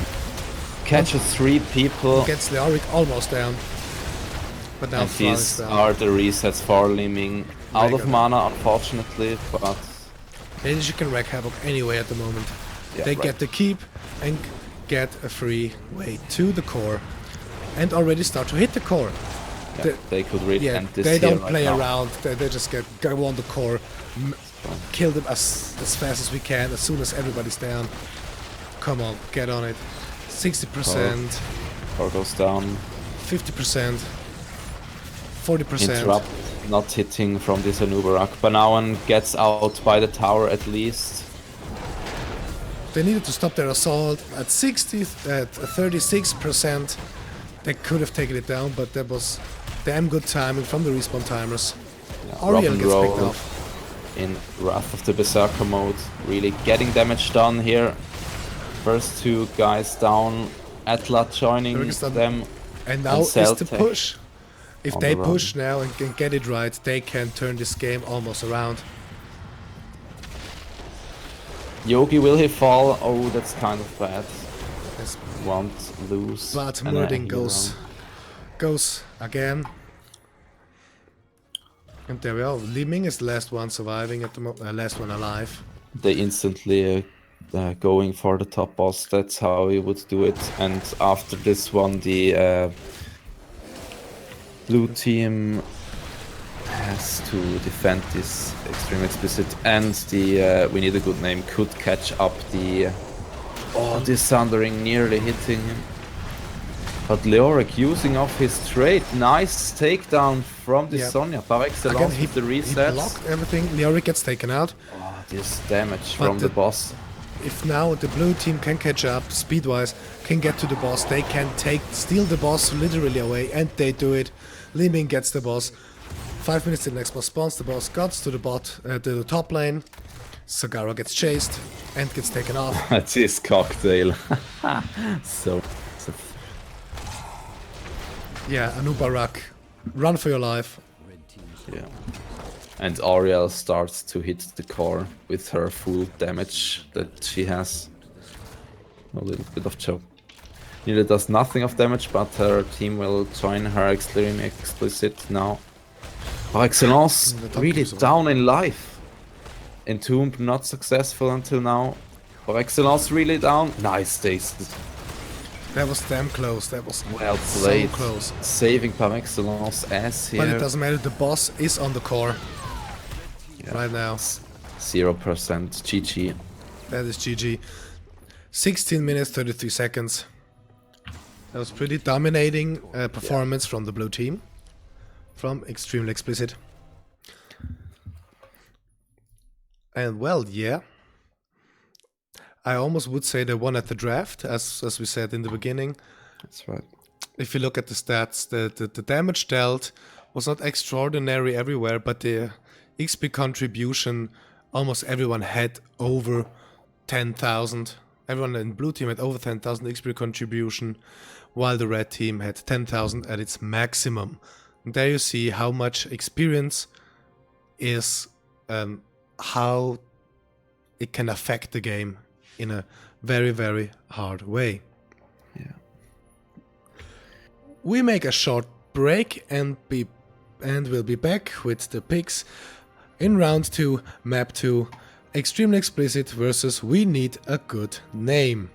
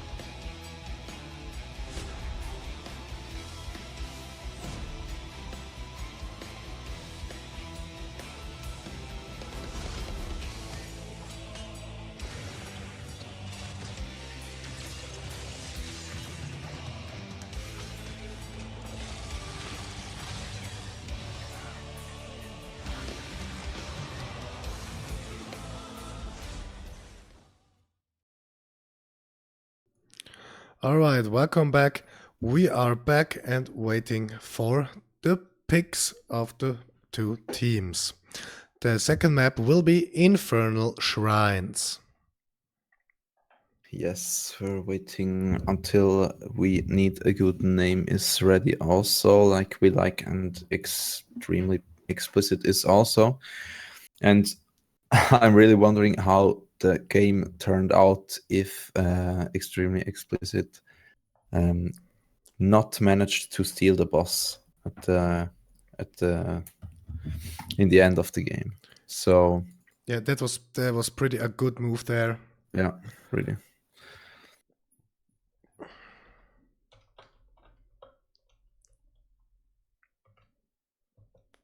Okay, guys, how are you feeling? Are you fine with us? Everything okay with the stream? So just post a short review. Are you feeling good? How are you intense? Why would you need some tents? I don't know. Yeah, that was a really bad joke, I know. We are not intense. We need a gaming PC. Okay, the draft started and the first ban is Sagara. Really solid choice because we saw her doing a lot of damage. And the second ban, Sylvana. Yeah, pretty Infernal obvious Shrines. too. Yeah. And as we all know, is that Robin Roll plays a really good Sylvana, so this choice away from him for him, and Extreme Explicit goes with the global Falstad here. Good choice. Yeah, Falstad with his global presence is really his weight in gold. He can go push a lane if he wants to, and just in a blink of a second can join the team in a team fight, or can get those shrine guys down. Meanwhile, Oriel was picked from We Need a Good Name. They really need a good name. It is somehow really odd to say it all the time that we need a good name. So they're just probably thinking, we need a good name, so we just call us we need a good name. Okay. Yeah, for Lunara. Yeah, okay. Damage. Nice sustained damage coming out for them. Let's watch if Extremely Explicit goes for double tank composition again with this Lunara dealing a lot of damage after her giant kill talents.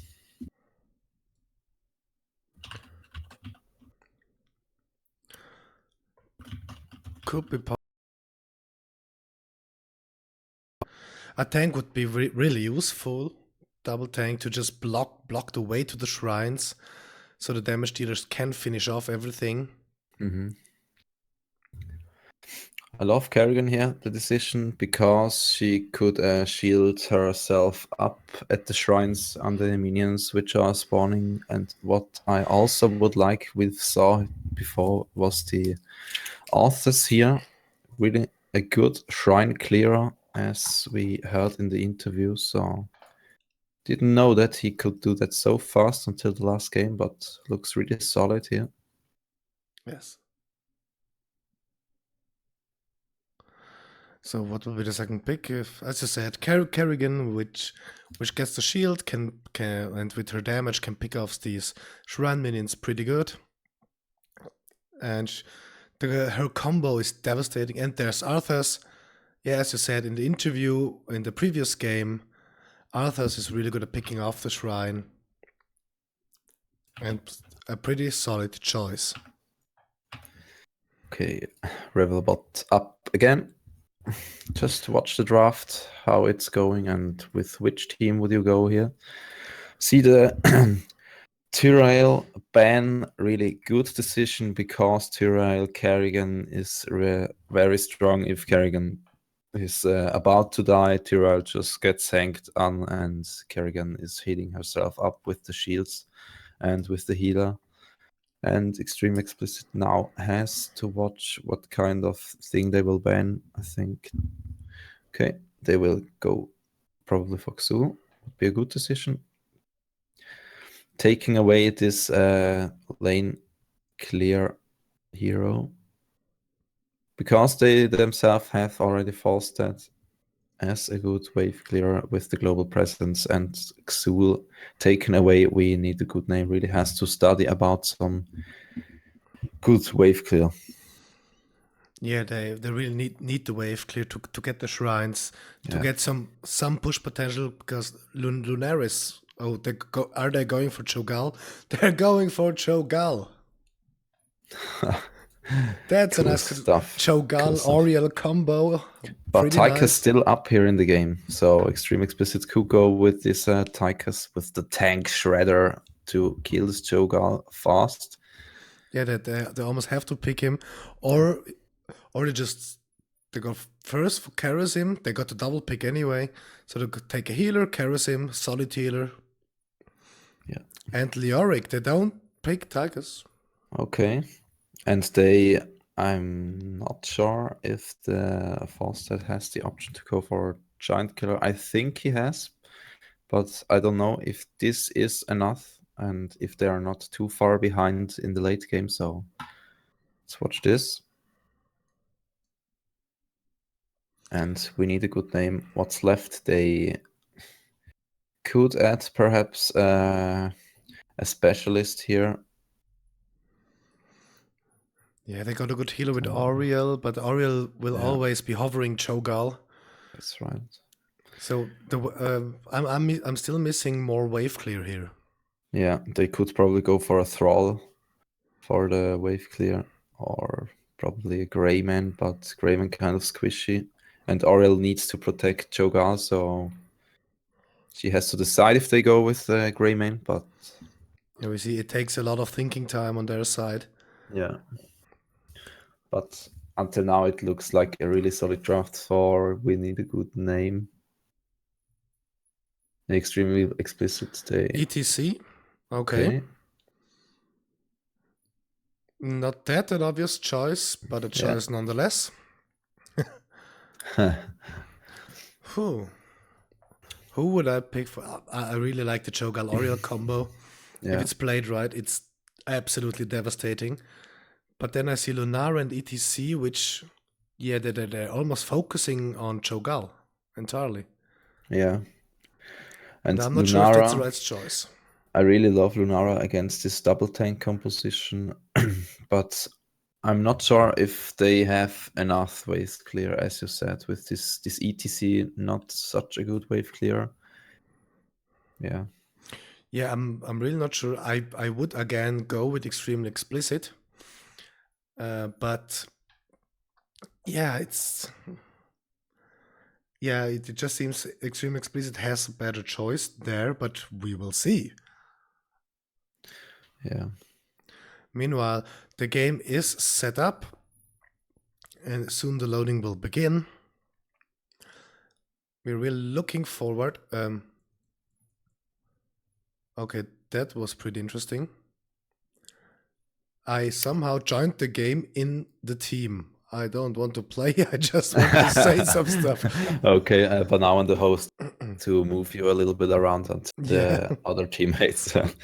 Or would you play in the team too? So well, I could play Cho'Gall. Never played him, but it would be fun, sure. What I really would love would be some casters battle. So the casters will join some teams and play against other casters, but we're probably not enough to fill one full team, but would be nice. I'm pretty sure that the Lost Vikings will be played then from Cosmic, because he loves them. And you will play Avatar. Okay. I also love to play Sylvanas, so we're probably watching the full specialist team here. That would be pretty interesting. All right, we are ready to go pretty soon. The teams have joined. You guys have another 4.5 minutes to vote. Which team would win? Until now, Extremely Xplicit is a little bit in favor of some guy which has bet 200 points on them. Yep, pretty solid. But Because looks like the bot. on the first map, I came at heads and tails of the composition that we need a good name made. I mean, I like Cho'Gall, I like ETC, I like Lunara, I like Oriel, but the combo is interesting. Let's say it like that.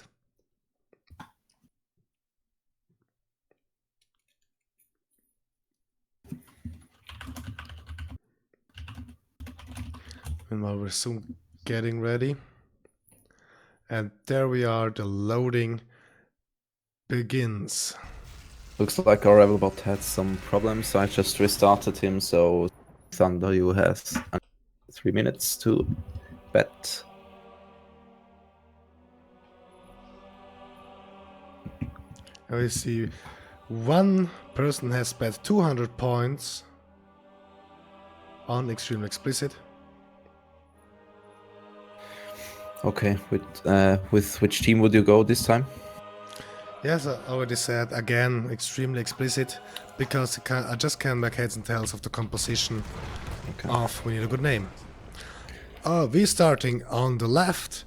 Extremely Explicit with VenoM playing Kerrigan, Senrik playing Karasim, Par Excellence playing Falstad, Atla playing Lyric, and Celtec playing Arthas.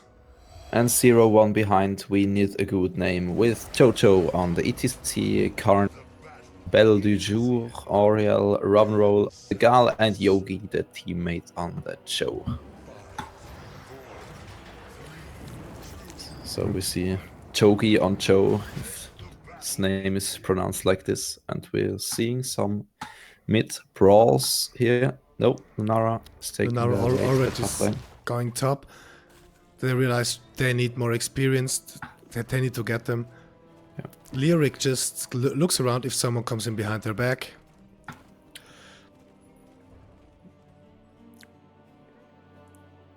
Nice wisp placement. Watching for the gank top lane. Getting everything under control. In the mid, a little bit of a fight, but not really too crucial. Yeah. Meanwhile, in the bot lane, ETC is trying to soak and gets joined by Atla here, by Leoric. Nice slide away, nearly not getting out of the soaking range from Leoric, but now managed to do so. And the gank squad is already on the way for Extreme Explicit. They go for the mid lane. Could they get someone? They go for Belashur, and this Ariel is the down. first takedown. Cho'Gall needs to get back. He doesn't have the backing now. Really good rotations here for the Extreme Explicit. Really nice done. And this ETC soaking on the bot lane, he nearly takes 1 hour, and one shot of the Leoric swinging hammer takes the full thing out that ETC managed to do 1 hour before. Lunara now gets some nice hits on Arthas. And back up. The top shrine is activating. Lunara can hold the line here. Just watch with the wisp if she places it right. Who is coming? And there's the wisp. Cho'Gall is joining her. And interesting talent decision. We're seeing insight on the Karasim. Not full heal builds.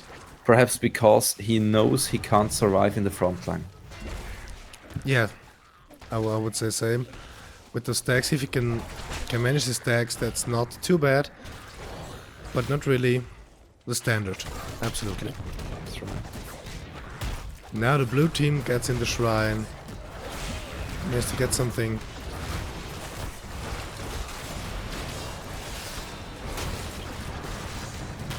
That's what I said. Nobody's getting in the shrine at the moment. They're just poking each other outside. Trying to go away, we need the shrine for ourselves. But nobody hears. 5 to 14 at the moment, 6. and they're pretty much even now. And now the Cho'Gall goes in, gets focused hard, gets out again. Nice stun coming out from this ETC. And is this a takedown? That's body block. goes down. ETC was really good body block by Leoric here. Gets taken out easily. Cho'Gall is focused. Wow. Cho'Gall barely gets out. That was a close one. If they get Cho'Gall, they got 2 players right out. Yeah. That's extremely valuable. And they have to back up, they have to leave this shrine to Xtremely Xplicit. And they have to care that there are not too many stuns as we saw in the first game here. As the stuns in the first game were really devastating. But now it's already seemed a bit skewed to Xtremely Xplicit. They're not that dominating, but they really know how to put We Need a Good Name in place. To prepare his team fights, to get the damage in.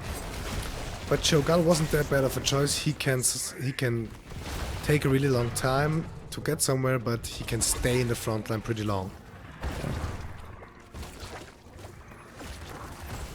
Meanwhile, in the bot, Falstad and ETC just poking each other a bit.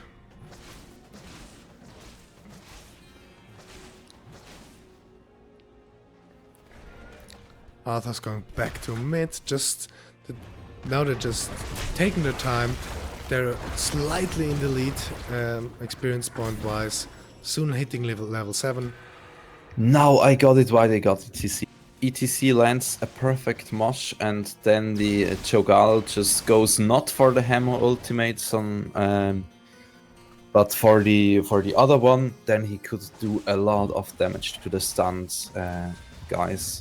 So they will probably try to do this combination here. We will see until level 10 if they go for it. Yeah, if they can nail that composition, but I would say it's pretty risky to center your whole strategy about one specific combo. Yeah, that's because right. if you don't hit that combo, your whole strategic building just breaks down, and just this is so hard to make it right. And Lunara really out of position at the top. Don't want to be there, and there she goes out. We're still seeing these strong 3-man rotations from Xtremely Xplicit. And the bottom shrine will get activated. The gang squad goes for the camp. From there, if you look at the gang squad, the tank, the damage dealer, it's a pretty good gang squad right there.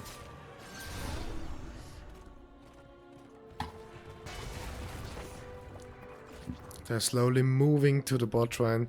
It will be an Arcane Punisher.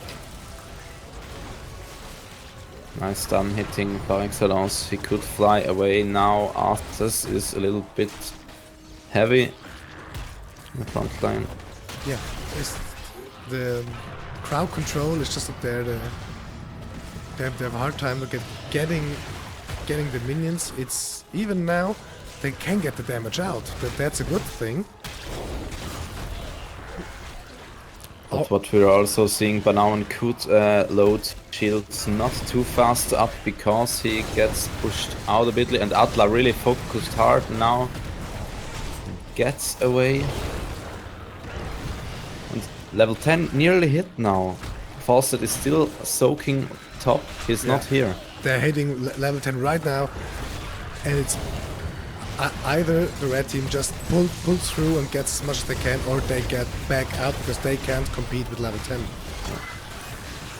They get the Punisher, but the red team, they get the Punisher. Yeah. That was a close call. Yeah, it was about eight minions were left, so it was a good choice to pull through and to now get the Punisher, get some XP there, pick off nice Arthas pick up on the way. Yeah. Look at the talent choices. We have Maelstrom. And this Punisher jump, will he hit VenoM? Looks like yes. No follow up until now. But they will get the first line teared down completely. Punisher is down pretty much now. Yeah. And Nice they fall orb back shot. and let the minion do the rest, do the cleanup. Also, Charism, as we in the beginning already said, not that healing. He goes for the 7-sided strike. Full damage build from Absolutely. him. ETC, the obligatory mosh pit. Cho'Gao go for Shadow Bolt Volley and the Hammer of Twilight. There we have the mosh pit and Really nice setup, and this is the damage ulti that we call Cho'Gao. that is extreme. 3 kills, 4 kills. The Falcon is the last one alive because he's soaking in the top lane. That was what you talked about. That's it. That's the damage dealt right there. That's their advantage with this combo. If they can hit it, and they nail it nearly perfectly right here. Leoric just getting vision, just poking around, looking around. This means the mid keep taken out, and with this mid keep they could reach level 13, but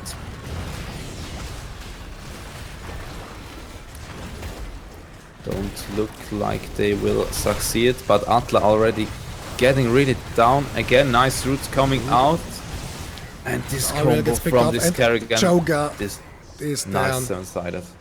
Well done. And well that's done. that's the payback for the combo previously. Yeah, yeah. Pretty much everybody was back. They needed to pull back and let the minions finish this off maybe. That was... But the mosh pit was really nice executed. Kudos, it worked. But will it work again? That's the big question in my mind at the moment. The top shrine will be activated. Lunara is already moving. But if we see, they don't have too much to against this mosh combo. They just have gust to gust the guys away. But Kerrigan, she could hit it, but it's difficult, and the authors could, but these are the only 2 really stuns that could defend this ETC here. So they just have probably a little bit more focus set on this mosh pit. So Lunara is not activating the shrine at the moment. She's waiting for a few of the opponents and to die. mosh up now, instantly Mosh, casted Cho'Gao. again. Yeah, but there was no damage dealt. Not that much damage dealt. Everybody gets away. Nothing really was there. Falstaff gets taken off. Kerrigan is low as F2. Gets healed up and needs to pull back or drink from the fountain, yeah. Meanwhile, the shrine is waiting to get activated. Kerrigan wants to activate or just have a peek if someone's there. And she activates it. And the blue team, 4 guys there. Althas standing outside and just poking around.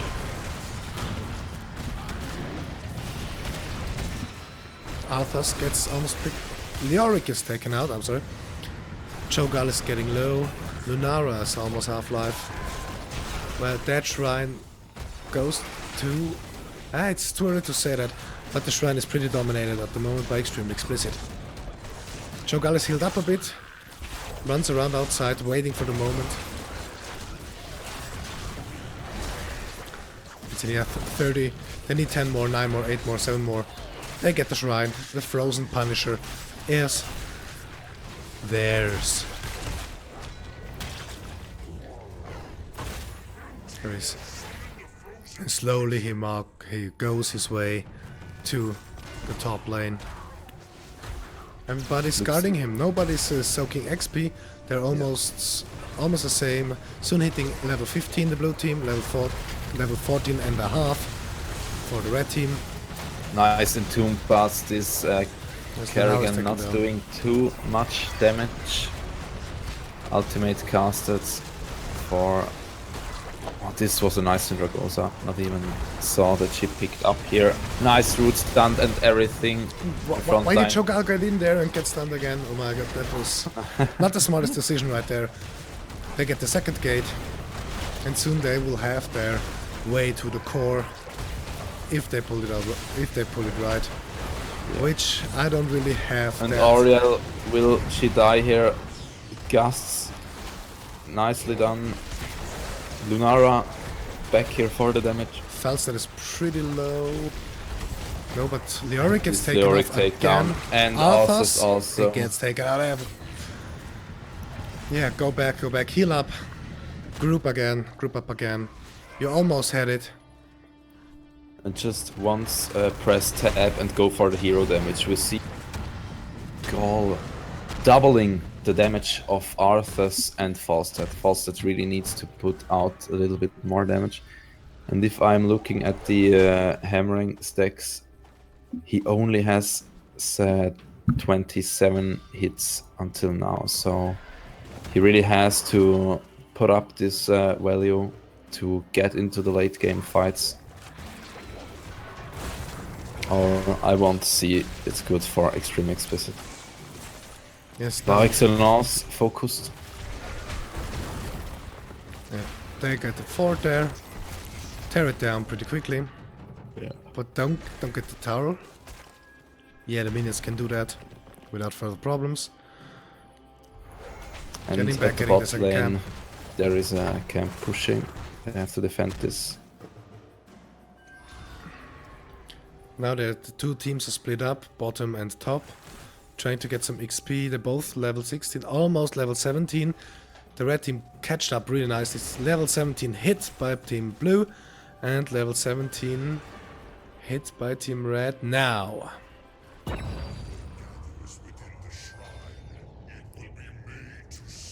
Shrine in favor for the red team, spawning, but there's 20 seconds. Everybody can move there in time.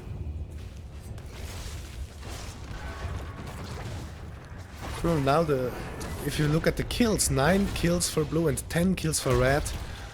They're pretty much even at the moment, yeah. But it seems much less dominant in the first game. It really seems that the Infernal Shrines is more the map for We Need a Good Name. There.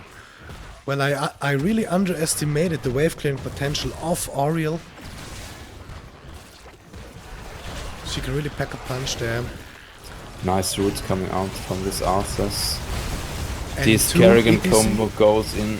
Nice stasis on the Cho'Gall. Kerrigan gets taken out. ETC gets taken out.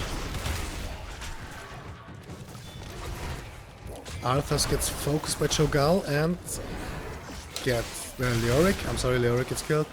Falstad is low too, yeah. This shrine is for the red team, and the Arcane Punisher is soon theirs. Meanwhile, everybody goes back to defensive positions, go heal up, get some mana back. While the Punisher is spawning. He goes in the bottom lane, slowly walks. Meanwhile, top lane, the keep could be defended now by the Lunara. She finally gets rid of this camp, and we'll see some John Cena jumps on who? On no one until now. And there we go on the Arthas. Survives until now, gets healed up. Cho'Gall and Focusing Oriel in the him back now. line, just getting rid of the unnecessary structures. Yeah. Getting a bomb in there. Yeah, that push wasn't that focused right now. But I'm not sure if you would cast the Gall's ultimate here, so...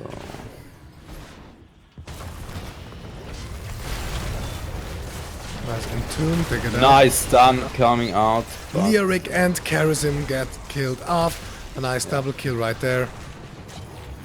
The Gust was there, but it was too late.